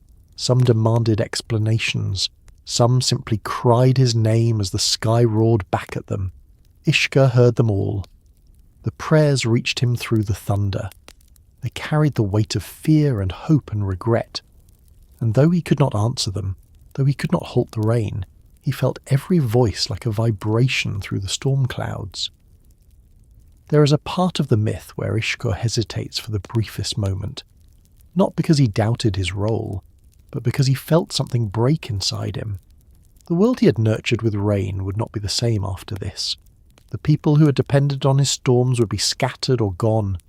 The familiar patterns of human life, the cycles of planting and harvesting, the rituals of prayer and gratitude, they were washing away before his eyes, and yet the rain continued. The deluge did not spare the temples built in Ishkur's honour. Priests who had served him for years watched helplessly as their sacred spaces filled with water. Statues toppled, altars disappeared beneath rising currents. Incense that once filled the air with fragrance was swept away. Ishkur saw these sacred places vanish and felt the ache of losing the very centres where people had spoken to him. But the flood had been set in motion by forces larger than any temple, larger even than Ishkur himself. The council's decision, shaped by fear and disagreement and divine authority, had unleashed a wave of transformation that could not be undone. Ishkur could only continue guiding the storms, ensuring that the deluge unfolded in a way that preserved the possibility of renewal once the waters finally receded. Not all myths portray Ishkur as a reluctant participant. Some describe him unleashing the flood with fierce energy, hurling lightning and thunder as tools of divine correction. But beneath these variations lies a consistent truth. Ishkur was central to the flood. He was the stormbringer. He was the one who could open the sky. And whether willingly or reluctantly, he became the instrument through which the deluge was carried out. The rain did not stop after one day. It did not stop after two. It fell without pause, turning hills into islands and plains into oceans. People fought to reach higher ground. Animals fled toward places they had never travelled. The landscape changed so quickly that familiar pathways vanished within hours. Ishkur saw all of it and felt a deep heaviness, knowing that the world's future now depended on what survived this immense transformation. As the deluge continued, the pressure in the clouds began to shift. The storm had reached its peak force. The rains, though still intense, no longer carried the same upward momentum. Ishkur sensed that the flood had accomplished what the council intended. But the storm was not finished. The sky still held more water than the earth had ever seen. Yet even as the rains continued, a subtle change began to appear. Not in the storm, but in Ishkur himself. Guiding the deluge, witnessing its destruction, feeling the weight of every human cry had changed him. He could not return to being the young storm-bearer who delighted in the movement of the sky. His storms would never feel the same again. And when the rain finally reached the point where it would begin to shift from destruction to retreat, Ishkur knew that the next stage of the flood was approaching. The world beneath him was unrecognizable, but something remained. Something small, scattered, fragile. Not everything had been lost. And as Ishkur looked down from the storm-choked heavens, he saw the beginning of a story still unfolding beneath the waters. Once the deluge began in earnest, the world entered a stretch of days that later generations struggled to describe with accuracy, not because the events were unclear, but because the scale of what happened exceeded the language of those who survived it. The flood did not simply cover the land, it reshaped memory itself. Those 40 days, or what later storytellers called 40 days, were less a span of time and more a turning point in human existence, a period suspended between an old world fading underwater and a new one struggling to be born above it. The myths often cling to the number 40 because it conveys both enormity and transformation. In many ancient cultures, 40 represented a full cycle, a period long enough for change to settle deeply into the bones of a people. But whether the deluge lasted 40 days or far longer, the stories agree on one crucial point. The world drowned not all at once, but gradually, relentlessly, in a way that gave people just enough time to understand what was happening, and almost no time to escape it. The rain fell continuously, day and night, with a weight and volume that seemed impossible. People in the earliest hours believed the storm would pass. The sky had unleashed powerful rains before. Ishkur had brought great tempests many times, but as each hour passed, the rain only intensified. Families who had taken shelter inside their homes found water seeping in through rooftops and cracks. What began as dampness became streams, then pools, then rushing water that forced people to climb higher. Villages built near rivers were the first to disappear. The Tigris and Euphrates rose so quickly that those living along their banks had no time to gather possessions. Livestock was swept away in minutes. Grain stores dissolved into floating debris. Wooden tools, baskets, and pottery spun in currents that accelerated with terrifying speed.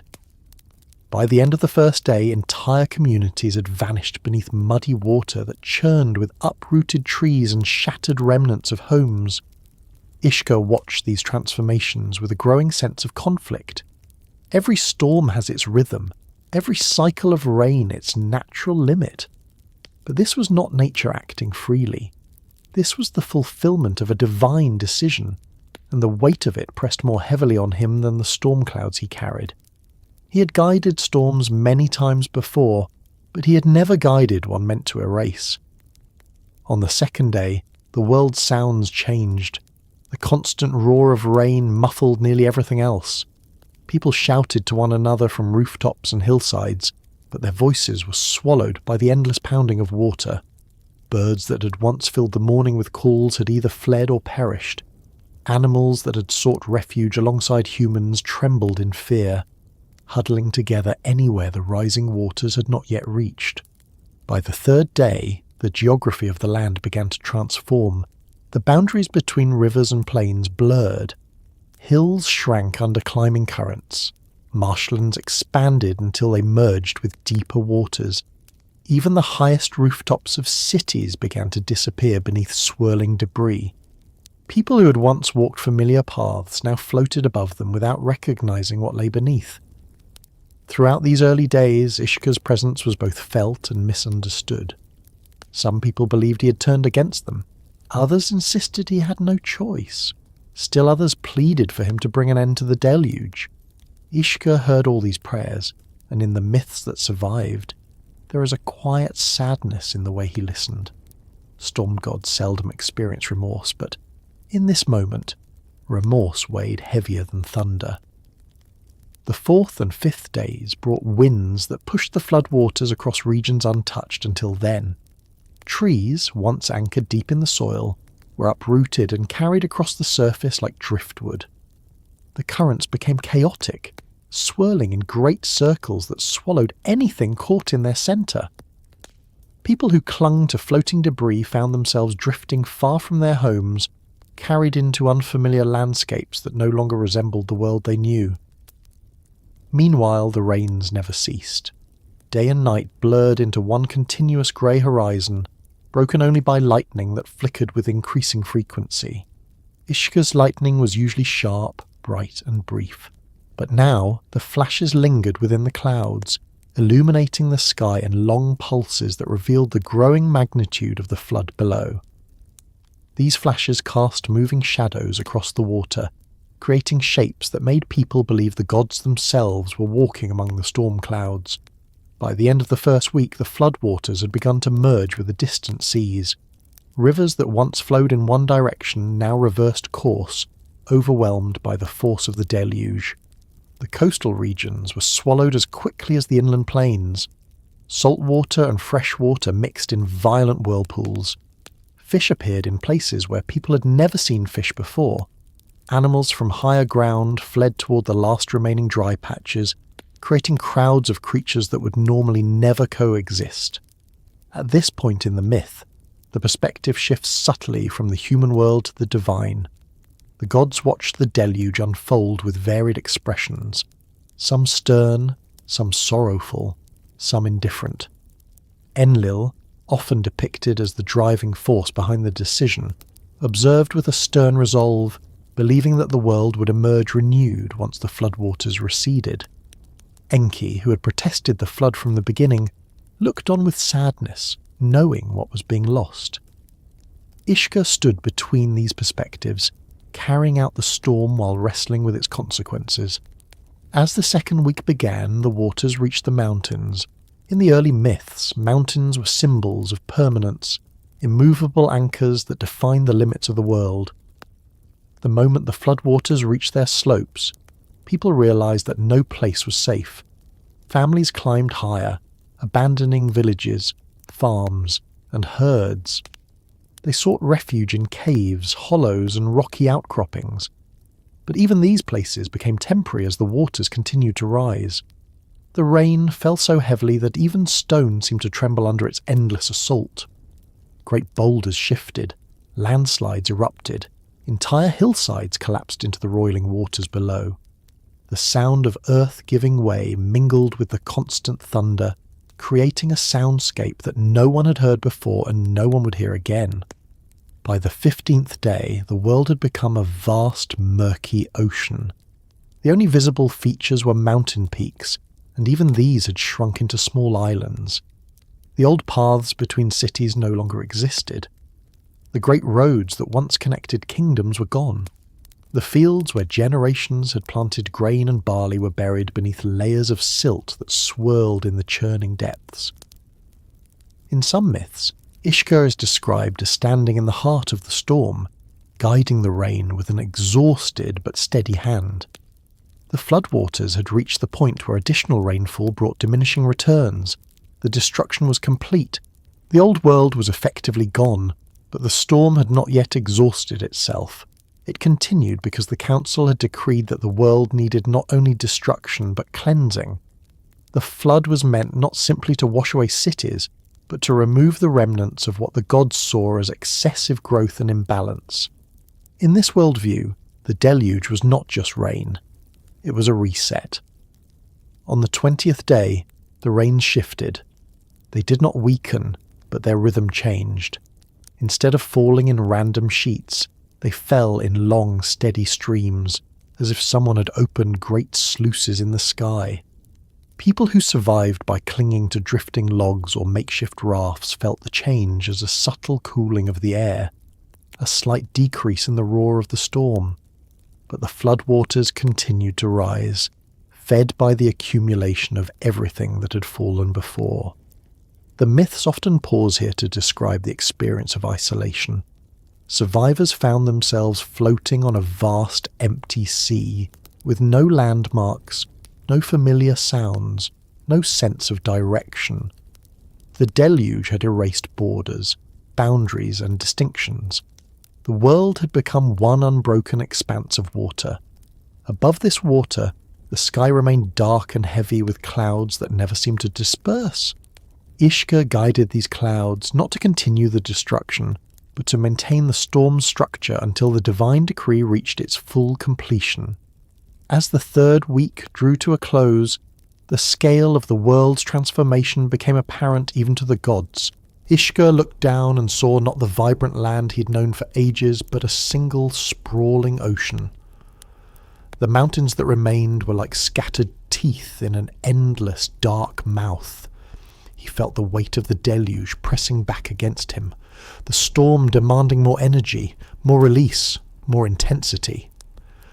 At times, myths describe Ishkur nearly faltering under this strain. Storms required balance. They needed moments of release and rebuilding. But this storm had been unleashed without the usual cycles. It was an unbroken surge of divine will, stretched across dozens of days.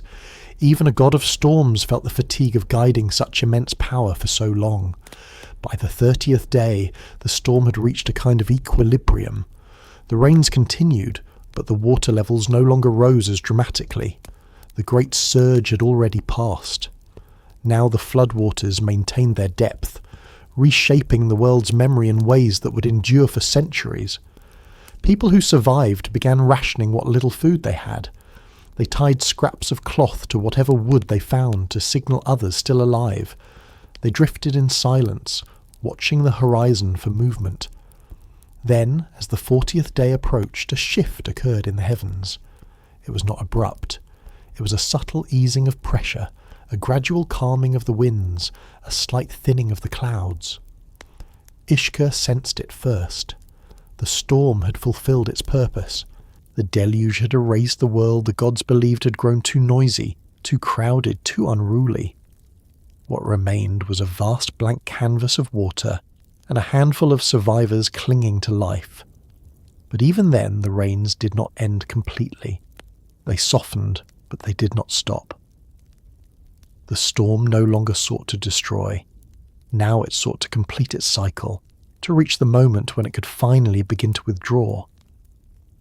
Ishkur looked down once more at the scattered remnants of humanity and felt both sorrow and relief.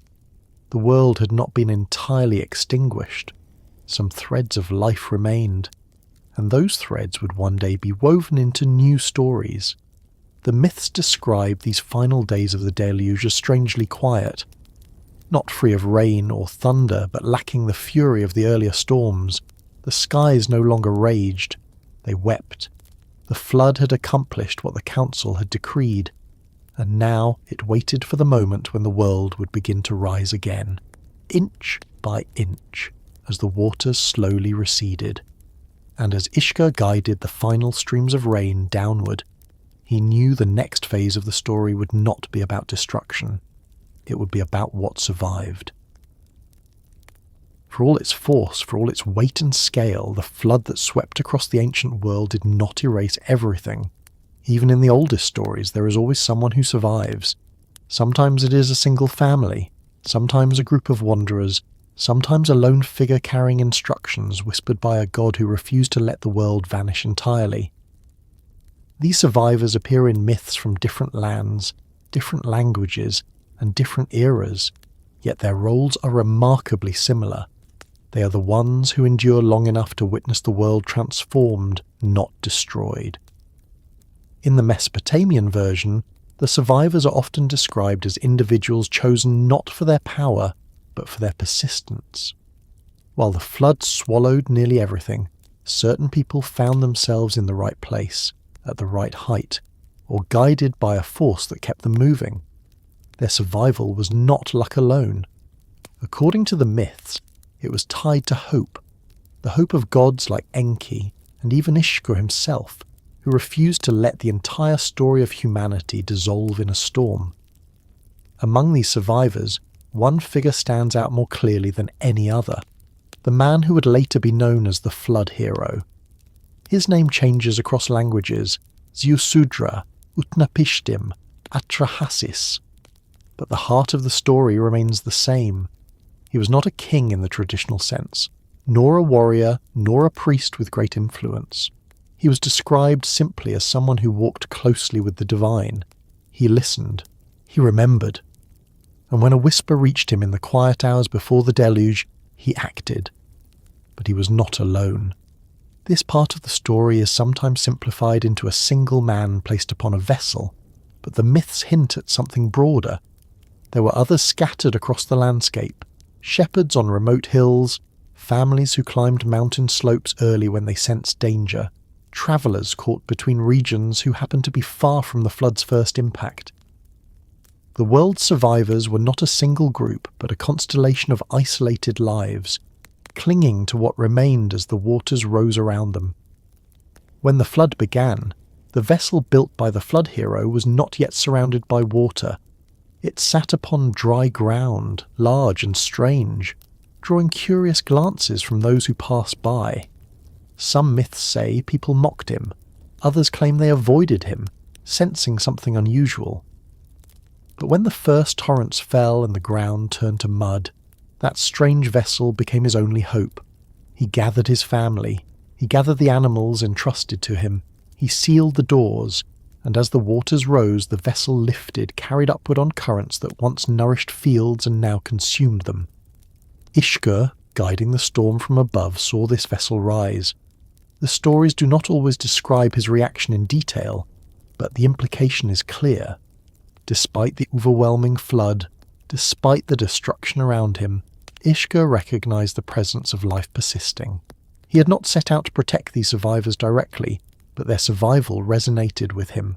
Storms destroy, yes, but they also clear the way for new growth. And seeing life cling to the last pockets of safety strengthened the part of him still tied to renewal rather than ruin. Survival during the deluge did not mean safety. The storms made every moment a test. Winds tore at anything floating. Waves lifted vessels into unpredictable patterns. Lightning illuminated the endless water in flashes that disoriented those on board. The flood hero and his family likely could not see more than a few feet ahead. They had no sense of direction, no knowledge of where they were being carried. Their world had become motion, sound, and uncertainty. Animals on board were restless, frightened by the constant roar outside. Food supplies had to be rationed, carefully measured out. The air inside the vessel was heavy, not with fear alone, but with the humidity of the unending storm. People slept in short intervals, startled awake by the shuddering of the wooden structure as great waves struck its sides. But the vessel held. The stories emphasize this repeatedly. It held because it was built with intention, because it was guided by divine instruction, because even in a world drowning, something had been given the chance to remain. And while the flood hero floated on the swelling waters, others continued their own battles for survival. Shepherds who had climbed mountaintops early huddled with their flocks, watching the world vanish in rising waves. Families who had reached rocky outcroppings clung to whatever they could grip. They watched familiar landscapes disappear beneath them and prayed that their position would hold until the storms eased. Some survived for days, some for weeks. Some vanished when their high ground became too small. In these myths, survival is never portrayed as an easy matter. It required endurance, instinct, and in many cases, intervention. Ishkur himself is sometimes depicted steering winds away from certain regions, creating brief moments of calm where small groups of people could rest. Not because he sought to undermine the flood, but because even in destruction he recognized the value of what endured.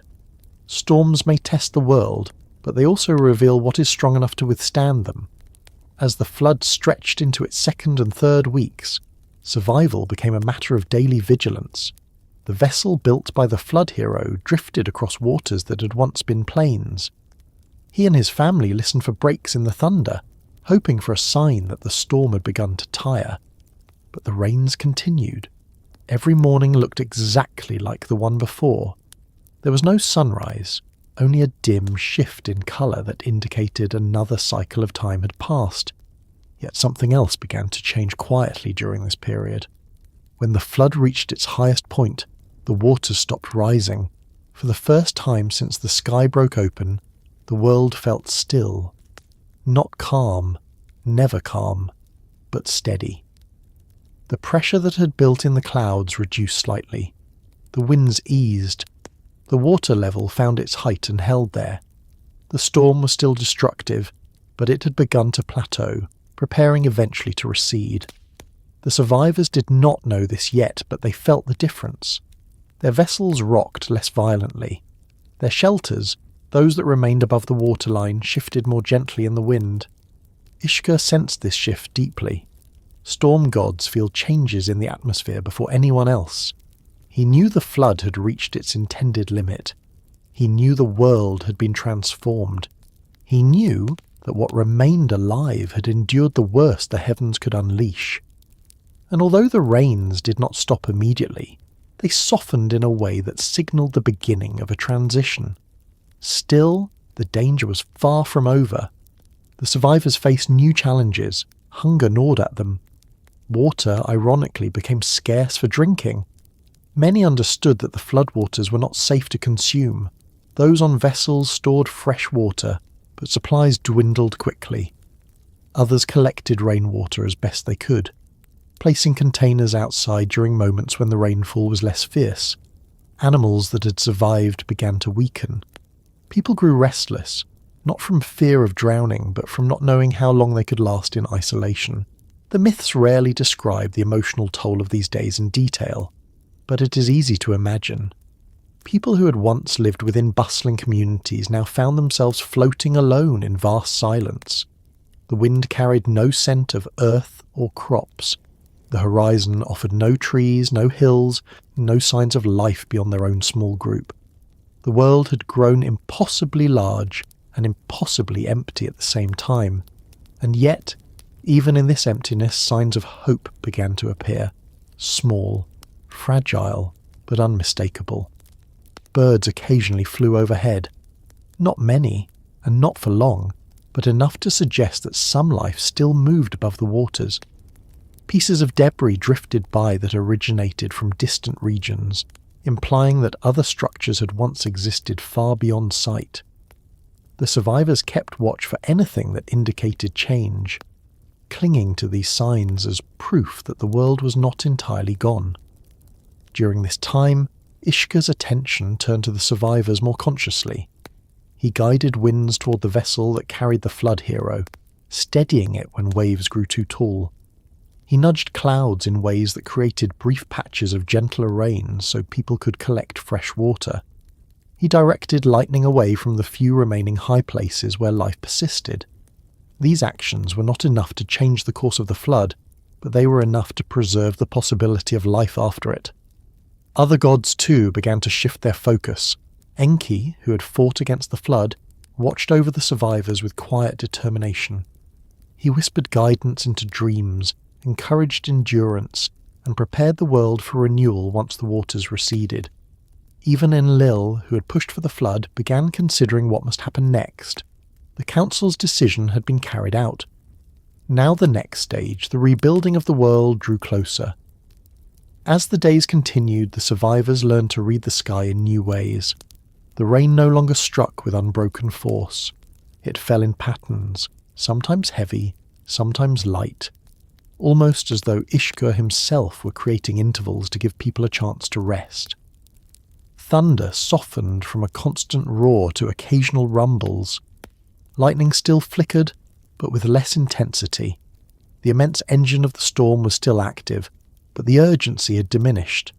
Then came a day unlike any the survivors had seen since the deluge began. The rain slowed to a drizzle. The air felt lighter. The thunder paused.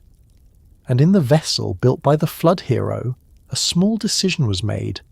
To open a window, just for a moment. To see if the world outside had changed. It was a cautious act, born of both curiosity and desperation. The air that flowed in was cool, carrying a faint scent that did not come from wood or animals or dampness alone.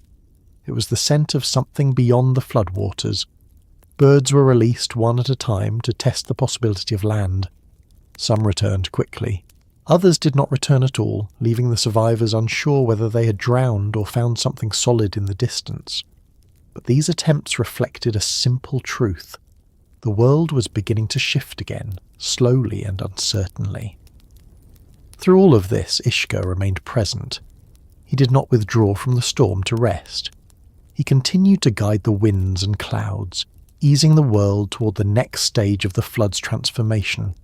He had participated in the destruction, but he was also participating in the possibility of renewal. The survivors endured because something within them matched the persistence of the sky. They endured because they refused to let go, even when the world below them had collapsed. And in doing so, they carried forward the memory of the old world and the seeds of the new. The flood had not erased everything. It had left just enough. And as the rains prepared to weaken further, the waters prepared to sink, and the first outlines of mountains began to reappear beneath the surface. The story of what remained began its slow return to the world. When the rain finally began to ease, it did not end all at once. The deluge that had consumed the world for so long softened gradually, almost cautiously, as though the sky itself were unsure how to return to calm after releasing such an overwhelming force. Survivors did not witness a sudden break in the clouds or a brilliant shaft of sunlight piercing the darkness. Instead, the storm withdrew in gentle fragments, allowing the world to emerge inch by inch from beneath the weight of water that had changed it forever. The first sign that the flood had reached its turning point came in the form of a silence that felt unfamiliar. For weeks, thunder had been the background to every thought, every movement, every breath. People had grown accustomed to the constant rumble, the pounding rhythm of rain against every surface. When that sound began to fade, the absence felt almost unsettling. Survivors looked to the sky with caution, unsure whether this pause signalled the end of the storm or simply the beginning of another cycle. Ishkur sensed the change before anyone else. Storm gods live within the motion of the sky, and when the storm loosened its grip, he felt the release like a sigh passing through the heavens. The pressure that had built steadily for so long began to ease. Winds softened. Lightning retreated deeper into the clouds. The rain's weight lightened. Ishkur did not command the flood to stop. The storm itself had reached its limit. Even the divine will that had set the deluge in motion could not push it further without breaking something fundamental. But even as the rains weakened, the world below remained one vast, unbroken sea.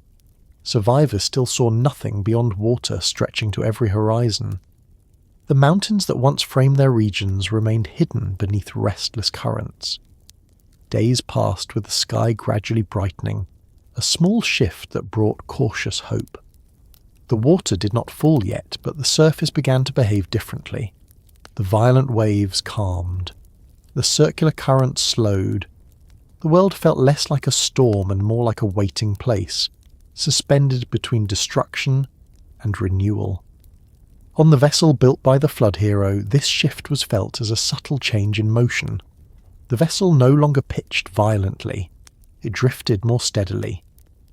The survivors opened their small window more often, letting in air that felt sweeter than before. They looked at the clouds, searching for signs of thinning. They listened for breaks in the thunder. Each small change lifted their spirits, even though they remained surrounded by an ocean that seemed endless. As more days passed, birds released from the vessel stayed away longer. Some did not return at all. This did not guarantee safety, but it hinted at the possibility that land existed somewhere in the distance. The flood hero and his family took these signs seriously, recording each attempt mentally, noting how long each bird remained gone. There was no map to follow, only instinct and patience. Meanwhile, other survivors scattered across the world observed different signs. Shepherds on mountain tops saw the waters begin to pull back slightly from their highest points. Families clinging to rocky outcroppings noticed moments when the waterline dipped, even if only by a hand's breadth. People living on makeshift rafts felt the currents shifting, pulling them slowly in new directions. But none dared believe the flood was ending until the changes became more consistent. For Ishkur, the end of the storm carried a complex weight. He had guided the deluge for as long as the heavens required. Now, as the world moved into its next stage, he felt a mixture of relief and responsibility. Storms that nourish land often leave it ready for growth, but storms of destruction leave scars. Ishkur knew that the flood had not simply washed the world clean, it had reshaped it. Rivers would not flow the same. Soil would be unrecognizable. The old paths between cities would not reappear. Entire landscapes had been rearranged. Myths describe Ishkur walking along the edge of the retreating storm, observing the transformation below. The flood had made the world both smaller and larger at once. Smaller because so much had been lost, larger because the familiar markers were gone. The land was a blank slate, but a dangerous one. Without guidance, the survivors would face a world entirely different from the one they had known. As the waters continued to fall, the first hints of mountains emerged. At first they appeared as shadows beneath the surface, then as faint shapes, then as unmistakable peaks rising above the waterline. The sight of land brought tears to those who saw it. The flood hero's vessel drifted toward one of these emerging mountains, its wooden frame scraping gently against unseen rocks beneath the surface.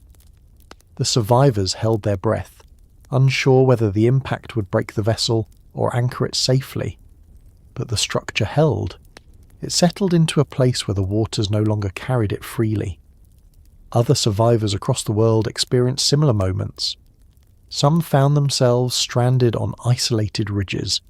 Others saw water lines recede just enough for them to move to higher, safer ground.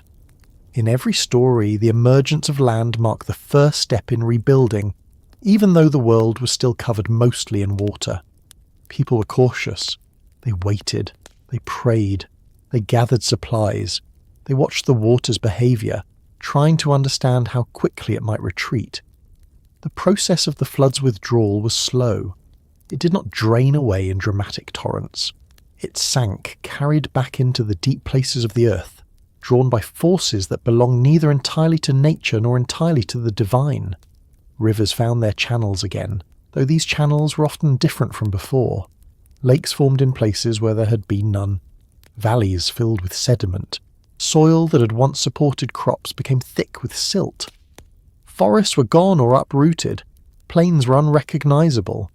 In the vessel, the flood hero began sending out birds more frequently. When one returned with a small branch in its beak, a fragment of living green, the survivors understood that not only land existed, but life had endured. A tree somewhere had held on through the deluge. That small sprig, soaked and battered, represented everything the flood had tried and failed to erase. It became a symbol of hope, not because it promised immediate safety, but because it proved the world was still capable of supporting life. As the waters continued to sink, the survivors prepared to leave their shelter. The vessel had carried them through the worst, but it was no longer necessary. The flood hero waited until he was certain the land could support them. When he finally opened the doors and stepped onto solid ground, the earth felt strange beneath his feet. Softer, wetter, and unfamiliar. But it was earth. It held weight. It offered stability. Other survivors across the region had similar experiences. They crawled onto muddy slopes. They climbed onto exposed rock.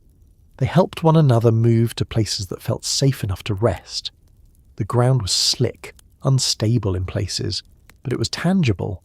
After so long surrounded by nothing but water, people embraced the solidity beneath them as though greeting a long-lost friend.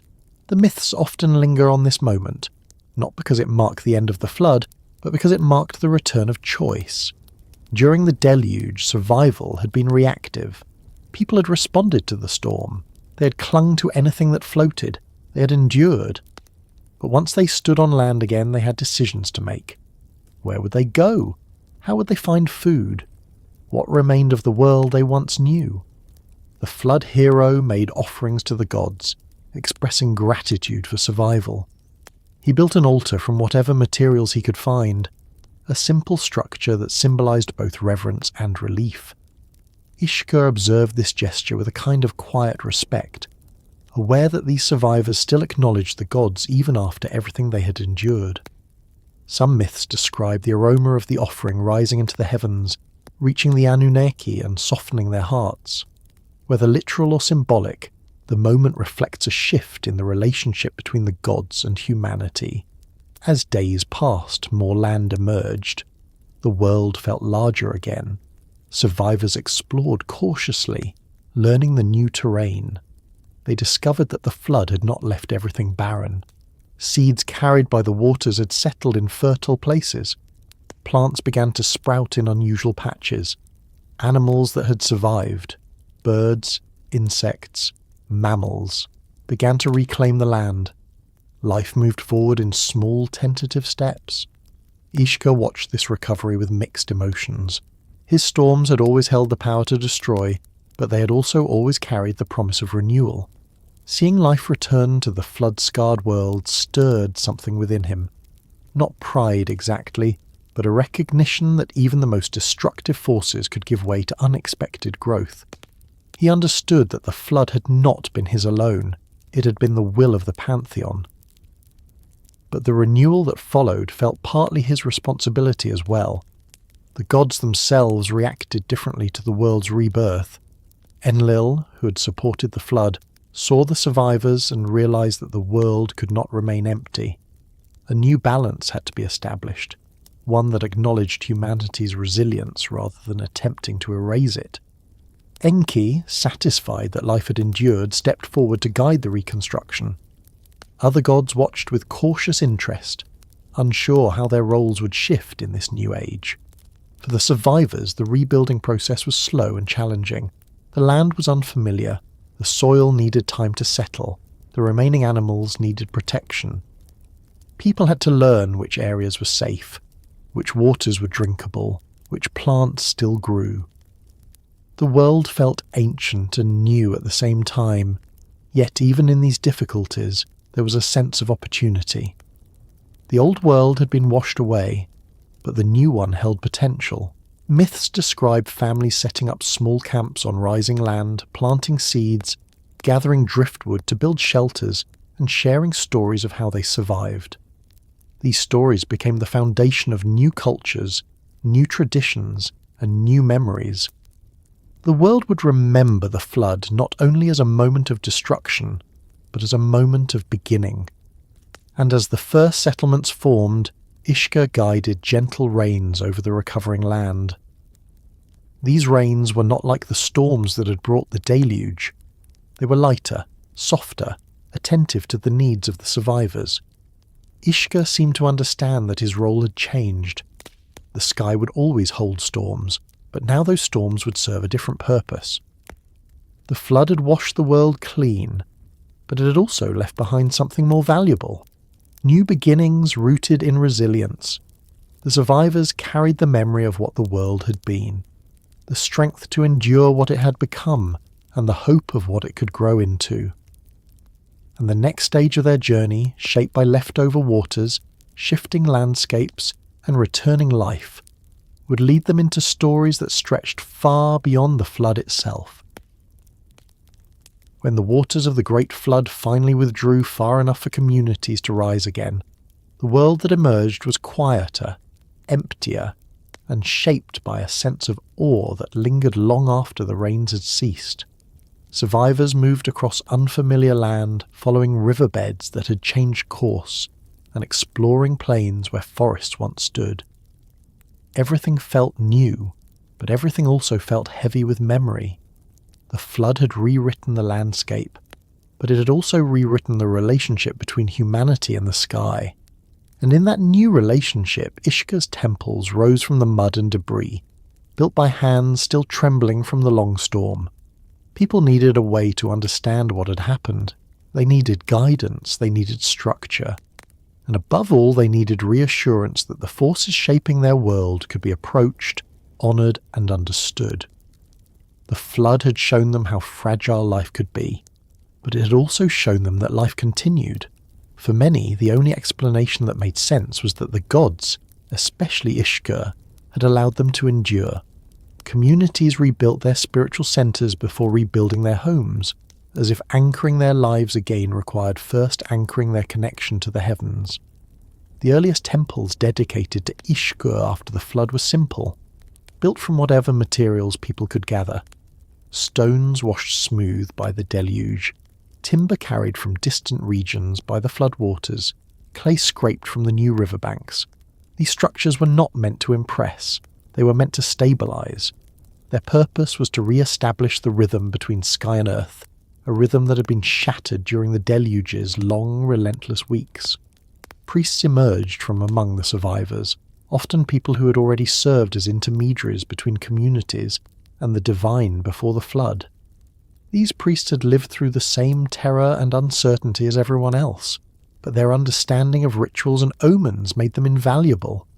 People looked to them not because they were untouched by the storm, but because they had carried their knowledge through it. Their voices held weight in a world that felt fragile. These early priests of Ishkur were different from their predecessors. Before the flood, storm priests had focused on ensuring the regular cycles of rain and fertility. They had watched cloud patterns, interpreted winds, and offered sacrifices meant to encourage gentle storms rather than destructive ones. After the flood, their role changed. People no longer saw storms as occasional threats or blessings. They saw them as reminders of a power capable of reshaping the world in an instant. Priests now carried the responsibility of soothing a collective fear that lingered in every rumble of thunder. The myths say that the first major temple to Ishkur after the flood rose on a hill that had stood above the waters when nearly everything else was submerged. This hill became a symbol of endurance. It had not escaped the storm entirely, nothing had, but it had remained visible long enough for people to cling to it when the world fell apart. Building a temple there felt like acknowledging both the destructive power of the storm and the possibility of survival within it. This temple was called a House of Thunder, not because it physically created the sound, but because its presence reminded people of the forces that shaped their lives. Priests tended to it daily, clearing debris, shaping altars, and preparing offerings. These offerings were simple at first: grain, water, and small figurines made from fresh clay. Over time, offerings grew more elaborate. Vessels with intricate patterns, baskets woven from reeds, carvings that depicted storms rolling across the mountains. The rituals performed in these temples were designed to maintain harmony between Ishkur and the people. Priests sought to understand the moods of the sky so they could interpret Ishkur's intentions. They watched the behaviour of birds, the shifts in wind direction, the colours of dawn and dusk. They believed that the sky communicated through these signs, and they treated each sign with careful attention. When thunder echoed across the hills, the priests listened closely. Was it a warning? A reminder? A simple expression of nature? Interpreting these sounds became as important as planting crops or gathering water. For many survivors, the temples became places where they could process the trauma of the flood. They brought their fears within the temple walls and left them in the hands of priests, who recited hymns meant to calm the memory of rain that had once fallen without mercy. People sat inside these temples during storms, not because the structures offered more physical protection than their homes, but because they offered psychological refuge. Hearing thunder while sitting in a space dedicated to the god who commanded it made the sound feel less threatening. Over time, Ishkur's temples became more structured. Their walls grew taller, their altars more refined. Their courtyards expanded into spaces where entire communities could gather. Some temples were built near riverbanks to honour the connection between rain and life. Others were built high on hills or cliffs to place them closer to the sky. Priests began developing ceremonies tied to seasonal cycles, acknowledging the return of storms in ways that balanced reverence with respect. One ceremony, known in some accounts as the calling of the first rain, involved a procession through the village, led by priests carrying vessels of water saved from the final days of the flood. This water was sprinkled on new fields as a blessing, symbolizing both the memory of destruction and the hope of renewal. In this ritual, people expressed their understanding that storms could be both harmful and life-giving. Ishkur's priests walked ahead with solemn expressions, aware that each drop they released onto the soil carried meaning. Another ritual, performed during times when storms grew too strong or too frequent, involved offerings placed beneath specially carved altars that depicted Ishkur holding a thunderbolt. These altars were not meant to appease a wrathful god, but to remind the people that the storm was not an enemy. It was a force that needed balance. Priests spoke softly during these rituals, reciting lines that encouraged Ishkur to temper the sky. Their voices blended with the sound of rain hitting the roof, creating an atmosphere of calm within chaos. Temple architecture also reflected Ishkur's nature. Many contained open courtyards that allowed rain to fall within the sacred space. Instead of resisting the elements, these temples embraced them. Water collected in shallow basins carved into the floors. Wind passed easily through carefully aligned windows. The sound of rain became part of the temple's identity. When storms passed overhead, worshippers gathered to watch the clouds move, trusting the priest to interpret what the sky was telling them. The priest kept detailed records of storms, tracking their duration, intensity, and direction. These early forms of meteorology became essential for communities that relied heavily on agriculture. By observing the sky with both spiritual and practical focus, Ishkur's priests helped villagers prepare for floods, droughts, and seasonal rains. People learned to trust these observations, recognizing that those who had survived the Great Deluge possessed knowledge worth listening to. As generations passed, the memory of the flood remained a central part of Ishkur's worship. Parents told their children stories of the storm that had reshaped the world. Priests incorporated the flood into hymns and recitations.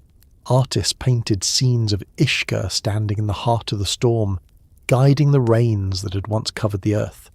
These depictions did not portray him as angry or cruel. They depicted him as necessary. A reminder that creation and destruction are intertwined. The temples became more than places of worship.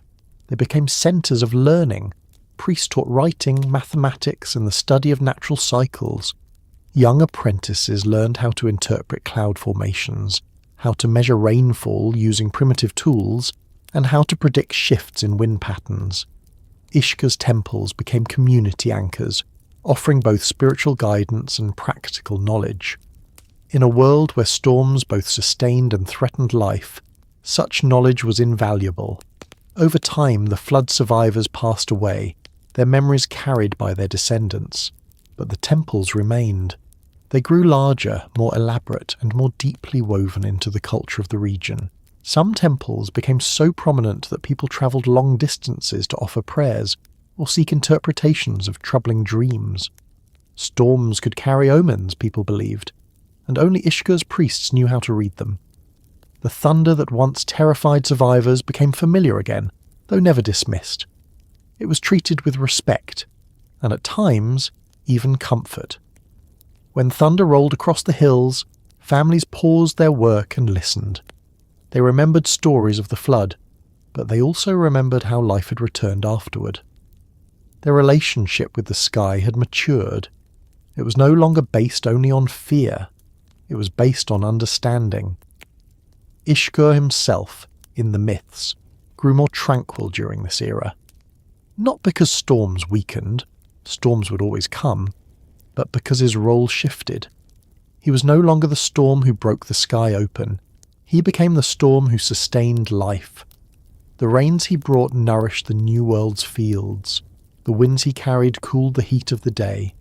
Even the occasional destructive storm served a purpose, clearing dead branches, reshaping riverbeds, and preparing the land for renewal. The temples rose higher, and within them the priests continued their quiet work. They watched the sky. They tended sacred fires. They recorded the shape of lightning. They guided communities through droughts and through heavy rains. And always, they taught the same lesson. Storms are part of life, and the sky must be listened to, not feared blindly. As more generations passed, new stories emerged. Tales of Ishkur as a guide, as a protector, as a guardian of the balance between earth and sky. These stories blended memory with myth, forming the foundation of a cultural identity that understood storms not as random events, but as the breath of the world itself. And as the temples flourished, the story of Ishkur continued to evolve, shifting toward a new identity that would transform him in ways even his earliest worshippers could not have imagined. As generations passed and civilizations expanded across Mesopotamia, the memory of the Great Flood remained rooted in the hearts of the people. It shaped how communities understood storms, how they interpreted thunder, how they built their rituals and their fears and their hopes. But people change, cultures change, languages shift, cities rise and fall, and over time, even gods begin to transform to match the voices calling their names. Ishkur, the young storm-bearer who had risen from the earliest memories of scattered communities, found himself evolving as the world evolved around him, and that evolution eventually shaped him into a new figure, one known across later ages as a dad. This transformation was not a sudden one. No myth describes a day when Ishkur simply became a dad, nor do any texts present the shift as a dramatic event. Instead, the change happened quietly, slowly, as though the god himself adapted to the needs of a world becoming more complex. Storms remained storms, lightning remained lightning. but the god behind them grew in ways that reflected the changing landscapes of human life. To understand how Ishkur became a dad, it helps to return to the world after the flood. People had rebuilt their homes, their fields, their communities. They had re-established their rituals and rebuilt their temples. But as these new settlements grew into larger and more organized city-states, their religious needs shifted. Storms no longer represented only survival. They represented power, politics, protection, and the fate of entire regions. A good storm could mean prosperity. A destructive one could mean famine. As these stakes grew higher, the storm god's identity needed to grow with them. Ishkur, in his earliest form, had been unpredictable, youthful, wild. His storms reflected the spontaneity of nature. But the people of later Mesopotamia needed more than a force of nature. They needed a figure who could be appealed to, bargained with, invoked for very specific purposes. They needed a storm god who could act as a guardian of cities, a protector of armies, a bringer of rain at the precise moment it was needed. And so, slowly, Ishkur began taking on new attributes. One of the earliest signs of this shift was the growing complexity of his temples. As communities became more organized, the role of priests expanded. They no longer interpreted storms solely to calm fears or prepare fields. They interpreted storms as signs that guided political decisions, agricultural planning, and even military campaigns. Ishkur's priests became advisors to leaders. They used their understanding of weather patterns to predict prosperity or warn of hardship. And the myths that surrounded Ishkur began to reflect these expanded roles. In these myths, Ishkur grew more authoritative. He was no longer only the storm that arrived suddenly. He became the storm that could be summoned or persuaded. His lightning became a symbol of divine intervention. His thunder became a signal. His rains became blessings more precisely tied to human needs. The god who once existed on the edges of the pantheon now stepped closer to its centre. But this was only the beginning. As the centuries passed, trade routes expanded and cultures influenced one another. Gods from neighbouring regions began to blend and merge. Ishkur was not the only storm god in the ancient Near East. Other regions had their own deities tied to thunder and rain. Hadad in northern Mesopotamia and Syria, Adu in areas near the Levant, and Baal in Canaan. These gods shared similar attributes: powerful, storm-bearing, commanding, and deeply tied to the fertility of the land. When cultures interacted through trade or conflict, their mythologies inevitably mingled. People travelling along trade routes brought their stories with them. Merchants spoke of the gods they worshipped in distant cities. Soldiers carried amulets depicting foreign deities. Priests travelling between temples exchanged stories, rituals, and interpretations.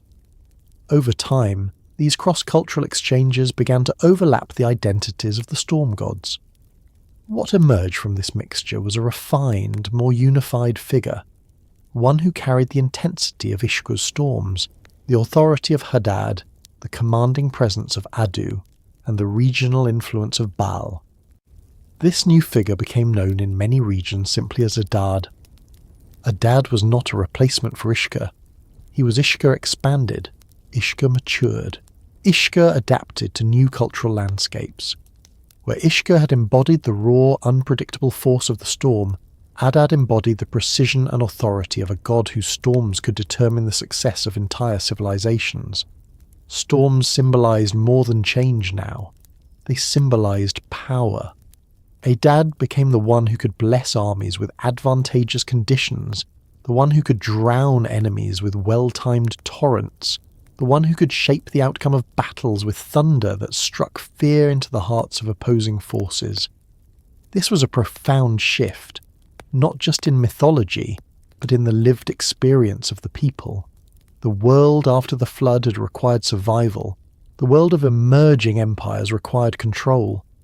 Adad became the storm god who fit the needs of that new era. In the earliest temples where Ishkur had been worshipped, priests began incorporating symbols associated with Adad. The bull, once a symbol of Ishkur's raw strength, now represented Adad's authority. The lightning bolt, once a sign of divine presence, now became a weapon wielded with intention. The winds that Ishkur simply guided now became commands issued by a god who ruled the skies as much as he embodied them. People who prayed to Adad didn't fear him the same way earlier generations had feared Ishkur. Their fear was more structured, more ritualistic. They believed Adad listened carefully to offerings and responded consistently to ceremonies performed correctly. Rituals became more formal, prayers more elaborate, and temples more imposing. The storm remained powerful, but it no longer felt wild, it felt governed. This difference becomes especially apparent when looking at how Adad was invoked in inscriptions. Kings often included Adad in their declarations, asking him to bless their reigns with rain, victory, and good fortune.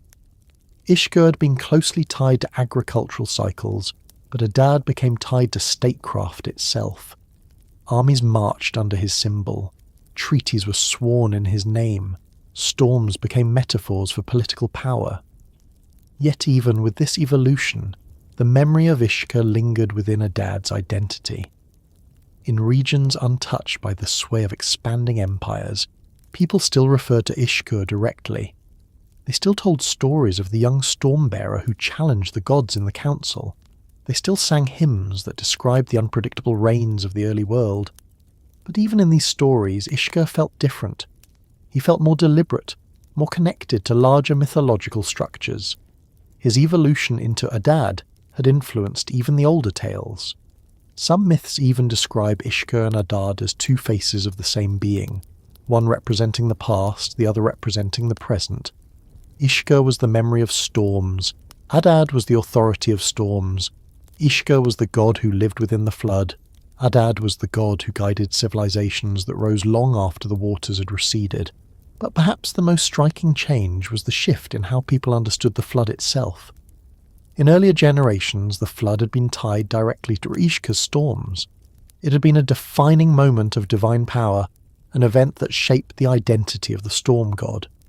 But as Adad's identity grew, the flood receded in religious importance. People remembered it, yes, but they connected Adad not to destruction, but to protection and prosperity. Storms remained powerful, but their meaning shifted. Instead of being reminders of what the gods could take away, they became reminders of what the gods could provide. The transformation from Ishkur to Adad reflects how cultures reinterpret their gods to match new eras. As cities expanded, as literacy spread, as states grew more centralized, the gods needed to reflect these new structures. Adad fit the structured world more naturally than the youthful, restless Ishkur. But Ishkur's essence, his thunder, his rain, his connection to the sky, lived on in Adad's symbols, rituals, and stories. In the highlands where storms struck hardest, people still heard Ishkur's youthful voice in the thunder. In the lowlands where irrigation determined survival, they felt Adad's deliberate hand in the rains that filled their canals. In regions where armies marched, they saw Adad's lightning as a sign of victory. In villages where farmers looked anxiously to the sky, they remembered the older stories of Ishkur's unpredictable storms. The two figures were not separate. They were the same god seen through different lenses, adapted to different ages, carrying forward the legacy of the flood into a world that increasingly looked forward rather than back. As time continued its steady movement, the identity of Adad spread further. His temples grew larger than any Ishkur had known. His influence extended into regions where storms shaped desert life and mountain life alike. He became one of the most widely recognized gods of the sky, his name spoken in cities far beyond the river valleys, where Ishkur's earliest worshippers had once lived. And yet, for all the layers added to his identity, for all the political and cultural roles he assumed, a single truth remained at the heart of his story. Storms are always changing, and so are the gods who carry them. What began as the voice of thunder before humanity remembered its own name had become a figure of authority woven into the fabric of expanding civilizations. And as the myths evolved, scholars and scribes would later look back trying to understand the lineage of the storm god, trying to trace how a young, unpredictable deity became a commanding presence whose symbols adorned temples and royal seals from one end of Mesopotamia to the other. That search, in time, would lead to debates, doubts, and questions that bridged the worlds of myth and early science. But long before that, the story of Ishkur becoming a dad stood as a testament to how gods grow alongside the people who call upon them. Long after the earlier storytellers described Ishkur's storms and the flood that reshaped their world, the memory of that deluge continued to echo across civilizations. The story passed through cultures, languages, and generations, each retelling shaped by the needs of its time. Yet even as centuries passed and kingdoms rose and fell, one question lingered quietly beneath all the myths. Was there truly a great flood? Something large enough to have been remembered across continents, translated into different religions, woven into different worldviews. Something that could have inspired the ancient accounts of the deluge unleashed when Ishkur broke the sky open. As the world moved into eras shaped by observation, measurement, and emerging scientific methods, the flood became not only a religious story but a subject of inquiry. Scholars looked at tablets and inscriptions. Early archaeologists dug through layers of ancient soil. Geologists examined sediment in river valleys. Linguists compared myths from distant places. And as all these threads came together, the search for a historical deluge grew into a long, complicated conversation. One filled with enthusiasm, hesitation, disagreement, and curiosity. The earliest serious discussions of a real flood began when archaeologists discovered something unusual in the ruins of Mesopotamian cities. In the late 19th and early 20th centuries, teams excavating at sites like Ur, Shuruppak, and Kish noticed layers of pure silt, strips of sediment that did not match the normal layers of habitation. These silt layers were clean, uniform, and several feet thick, as though the earth had deposited them in a single massive event rather than through gradual build-up. Beneath these layers were older settlements. Above them were later settlements, and always, between them, the unmistakable imprint of water.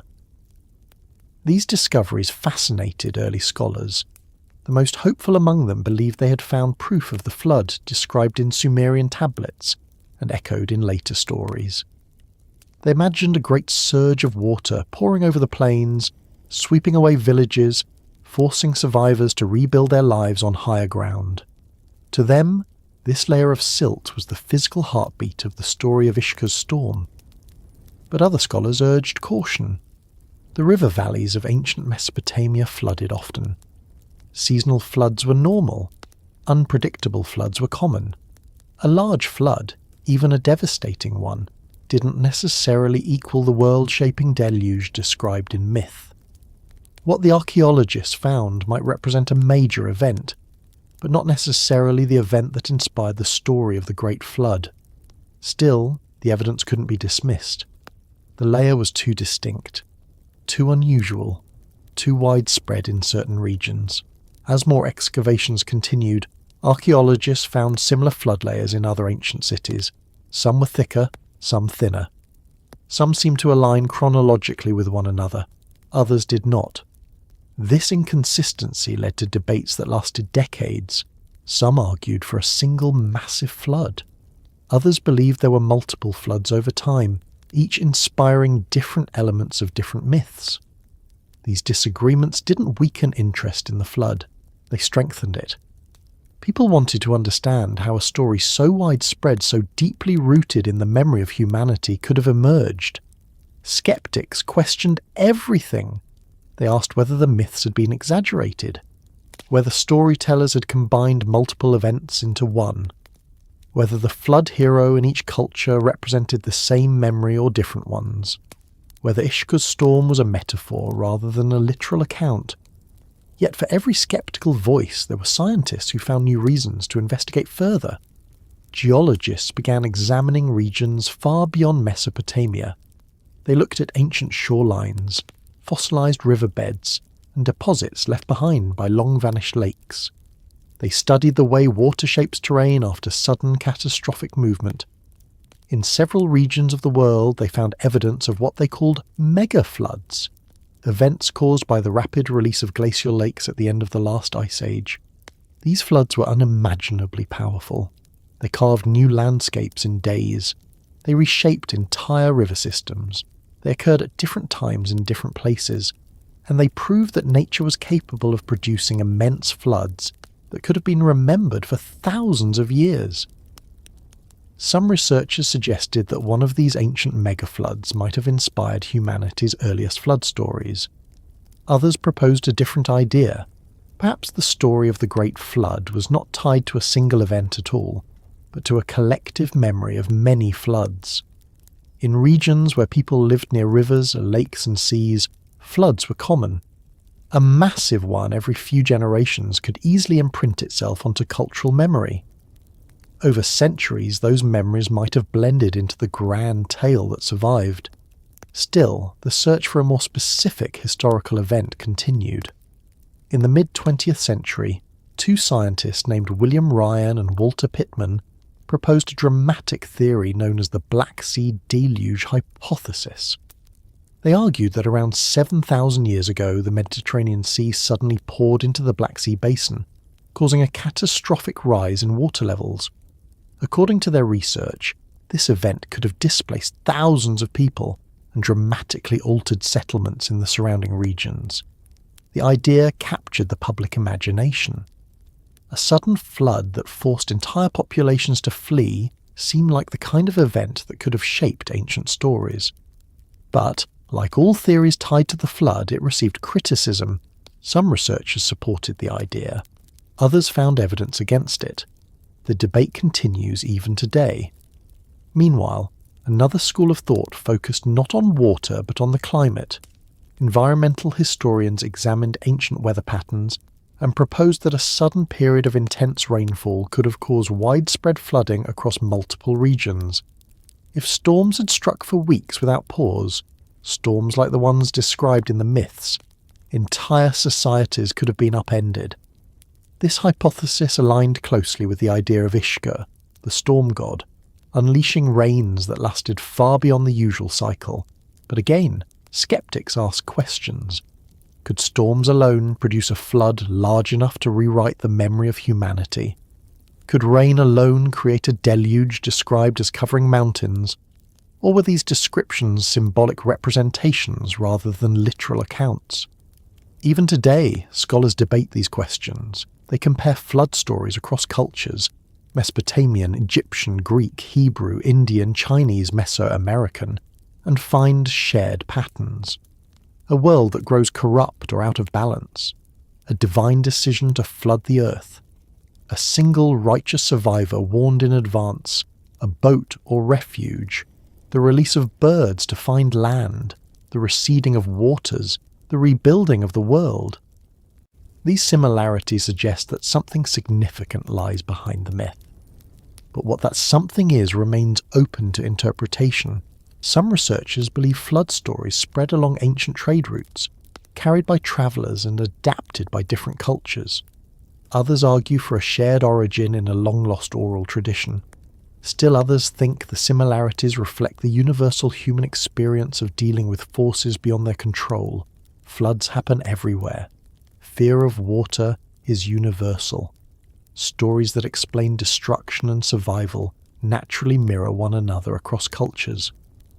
And then there is the question of Ishkur, how the storm god fits into the scientific and skeptical search for answers. In the early Bronze Age, people did not separate myth from reality the way modern societies do. A storm god causing a flood was not metaphorical. It was practical. It was how the world worked. Storms were unpredictable, powerful and mysterious. They brought life, and they brought death. It made sense to attribute such forces to divine beings who shaped the world according to cosmic laws that human beings could only partially understand. Scientists studying the deluge today do not look for Ishkur in the sky, but they do examine the same storm patterns, the same river systems, the same geological shifts that ancient people experienced. They look at ancient rainfall data preserved in lake sediments. They analyse isotopes in stalagmites to determine how wet or dry certain periods were. They use satellite imaging to reconstruct long-vanished landscapes, and in doing so they step into the same world that inspired the earliest flood myths, even if they describe that world in different terms. Skeptics, meanwhile, point out that human beings naturally create narratives to explain survival. A great flood, real or imagined, becomes a vessel for moral lessons, warnings, and hopes. They argue that myths may begin with real events, but transform through generations of retelling, gaining symbolic layers along the way. According to this view, the historical flood may not have been as enormous as the myths claim. It may have been devastating locally, but remembered globally. The discussion often circles back to one simple truth. The flood myth endures because it speaks to something fundamental in human experience: loss, fear, renewal. The idea that the world can be washed clean and rebuilt resonates deeply. It's a story of endings and beginnings, a story of vulnerability and resilience, a story of nature's power and humanity's struggle to survive it. Even in modern times, when satellite images track storms and scientists predict river surges, floods still strike with overwhelming force. Entire regions are submerged. Cities are lost. Families clamber onto rooftops just as their ancestors once climbed to higher ground during the deluge. Rescue boats drift through flooded streets. And in those moments, ancient stories feel less distant. They feel like reflections of the same fear that humans have always felt when waters rise without mercy. In the debates between scientists and skeptics, there is rarely complete agreement. Some focus on geology, some on climate, some on archaeology, some on myth studies. But despite their disagreements, they share a common fascination. They return again and again to the same possibility, that somewhere within the layers of earth and the fragments of clay tablets lies the memory of an event that truly shook the world. They search not only for a historical flood, but for understanding: how humans process catastrophe, how societies remember trauma, how stories evolve between generations, how myths serve as vessels of knowledge, and how ancient people might have encoded real experiences within symbolic language. In this search, Ishkur's storm becomes something more than a myth. It becomes a lens through which modern minds try to connect with ancient realities. It becomes a reminder that the world has always been shaped by forces larger than any one person or community.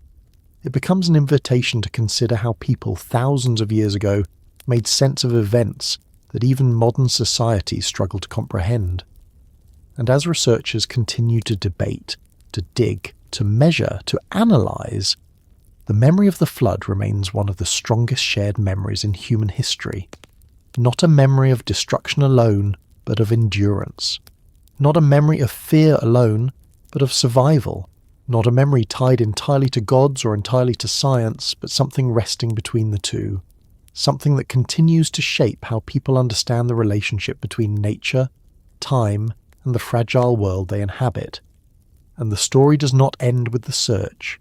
It extends into the final reflections on why myths such as Ishkur's still matter, why they persist, and why they continue to speak in ways that reach into the present.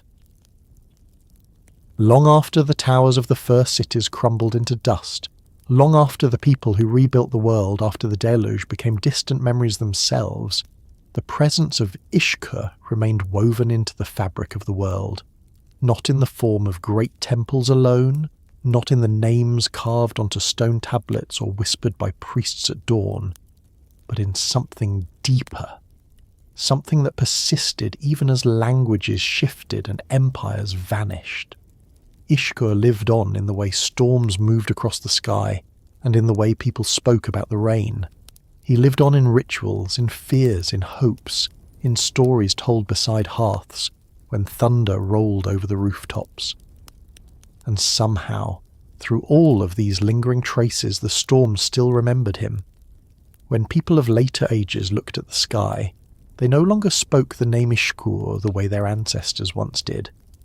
Many called him Adad, others called him Hadad, Adu, Baal, Teshub, or by names lost to time, but the essence remained, shaped by memory rather than vocabulary. A god may change his name, his symbols, or his stories, but as long as the force he represents continues, there is always a thread that ties the present to the past. Ishkur's legacy did not depend on being recognised. It depended on being felt. The flood had been the moment that defined him, the moment that set him apart from other gods. It was not because he caused the flood alone. He had been one voice in a divine council, a reluctant participant caught in the momentum of their decision, but because the world experienced that event through storms, through thunder, through lightning, through rain that fell without pause. The flood connected Ishkur to a memory that human beings would never fully let go, and so his legacy endured even when his name faded. Generations living centuries after the deluge grew up hearing stories of a storm that once covered mountains. They heard of a sky that would not stop weeping, of a world that drowned and began again. Their parents told these stories to prepare them for seasons when rains grew heavy. Their priests recited them during rituals meant to ensure that storms stayed gentle. Farmers thought of them when thunder cracked across the horizon. Even if they had forgotten the specific details, even if Ishkur's role was reshaped or replaced, the emotional truth of the story remained. What makes a myth linger is not its precision, but its resonance. The flood resonated because people understood how vulnerable they were to the sky. No matter how advanced their cities became, no matter how tall their temples or how precise their irrigation systems, one strong storm could undo years of effort. That understanding created a quiet humility carried through generations. It did not vanish even when later cultures grew confident in their ability to predict the weather. The old fear stayed hidden beneath the surface, appearing whenever rain fell harder than expected. This persistence, this echo stretching across time, is part of what makes Ishkur's legacy so enduring. People remembered the deluge not because someone carved it onto a tablet, but because it awakened something universal in the human spirit, the sense that nature could reset the world at any moment. They remembered because the flood became a symbol of fragility and renewal, destruction and rebirth. Ishkur stood at the intersection of those opposites, a reminder that the sky carried both danger and possibility. As the centuries passed, different cultures told the story in different ways. Some made the flood a moral lesson, a warning about behaviour or responsibility. Others saw it as an expression of divine will, unconnected to human actions. Still others reinterpreted it as a natural event misunderstood by ancient people. Yet in all these interpretations, the flood remained a defining moment. Its emotional weight kept it alive, even as civilizations changed. Storms also kept the story alive. Every time thunder rattled the doors of a home, every time lightning flashed across the night sky, people felt a spark of the same awe that fueled the earliest flood stories. In the desert, rainstorms felt miraculous. In the mountains, they felt dangerous. Along the rivers, they felt unpredictable. And in each of these places, the old stories resurfaced, not as literal memories, but as emotional ones. Ishkur's legacy lived in that subtle connection between weather and memory, a connection so ingrained that people carried it without thinking. Even in eras when philosophers and scholars began questioning the literal truth of myths, they still turned to the story of the deluge as a symbol of cosmic cycles. Some saw it as metaphor, some saw it as history, some saw it as a psychological account of collective trauma, but regardless of interpretation, they returned to it again and again, unable to ignore its depth. The flood, and therefore Ishkur, remained in their conversations. Later cultures, particularly those influenced by Adad or Baal, absorbed aspects of Ishkur into their own mythologies. Storm gods in these cultures wielded lightning, commanded rain, guided armies, and determined harvests. They blessed the land and threatened it in equal measure. They were unpredictable yet necessary. This duality, inherited from Ishkur's story, became a defining trait of storm gods across the ancient world.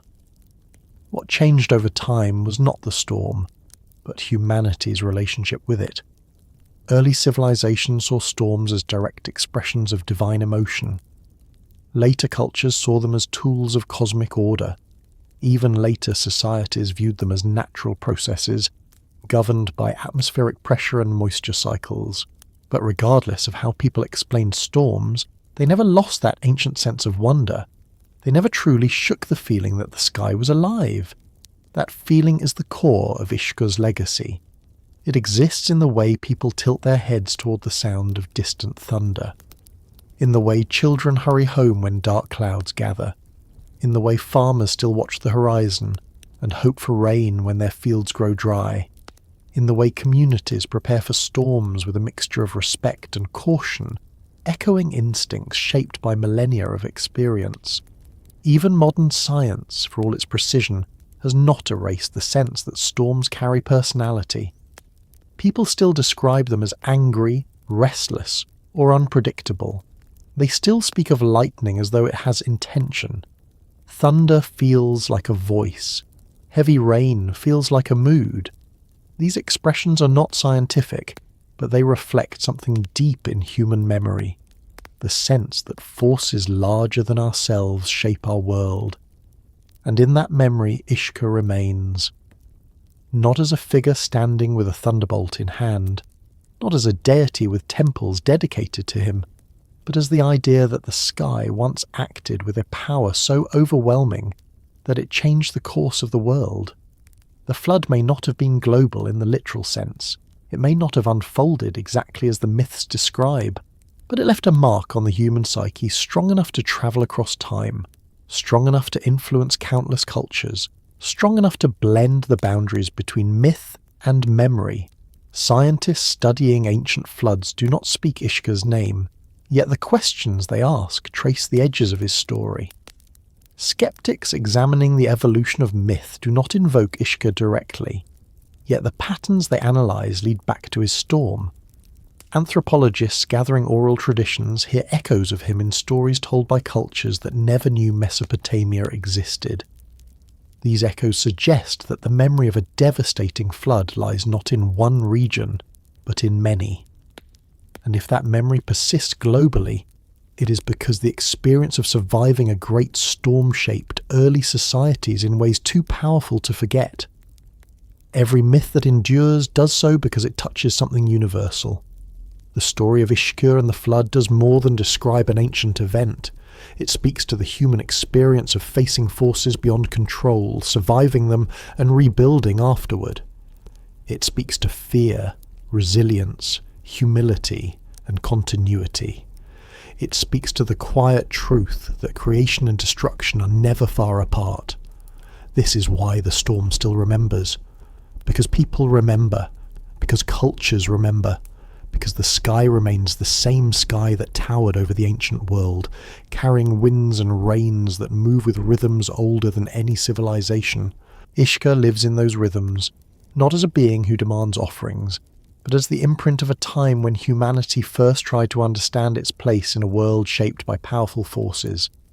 When thunder rolls across a modern city, when lightning stretches across a distant desert, when rain falls gently on farmland, the ancient connection returns.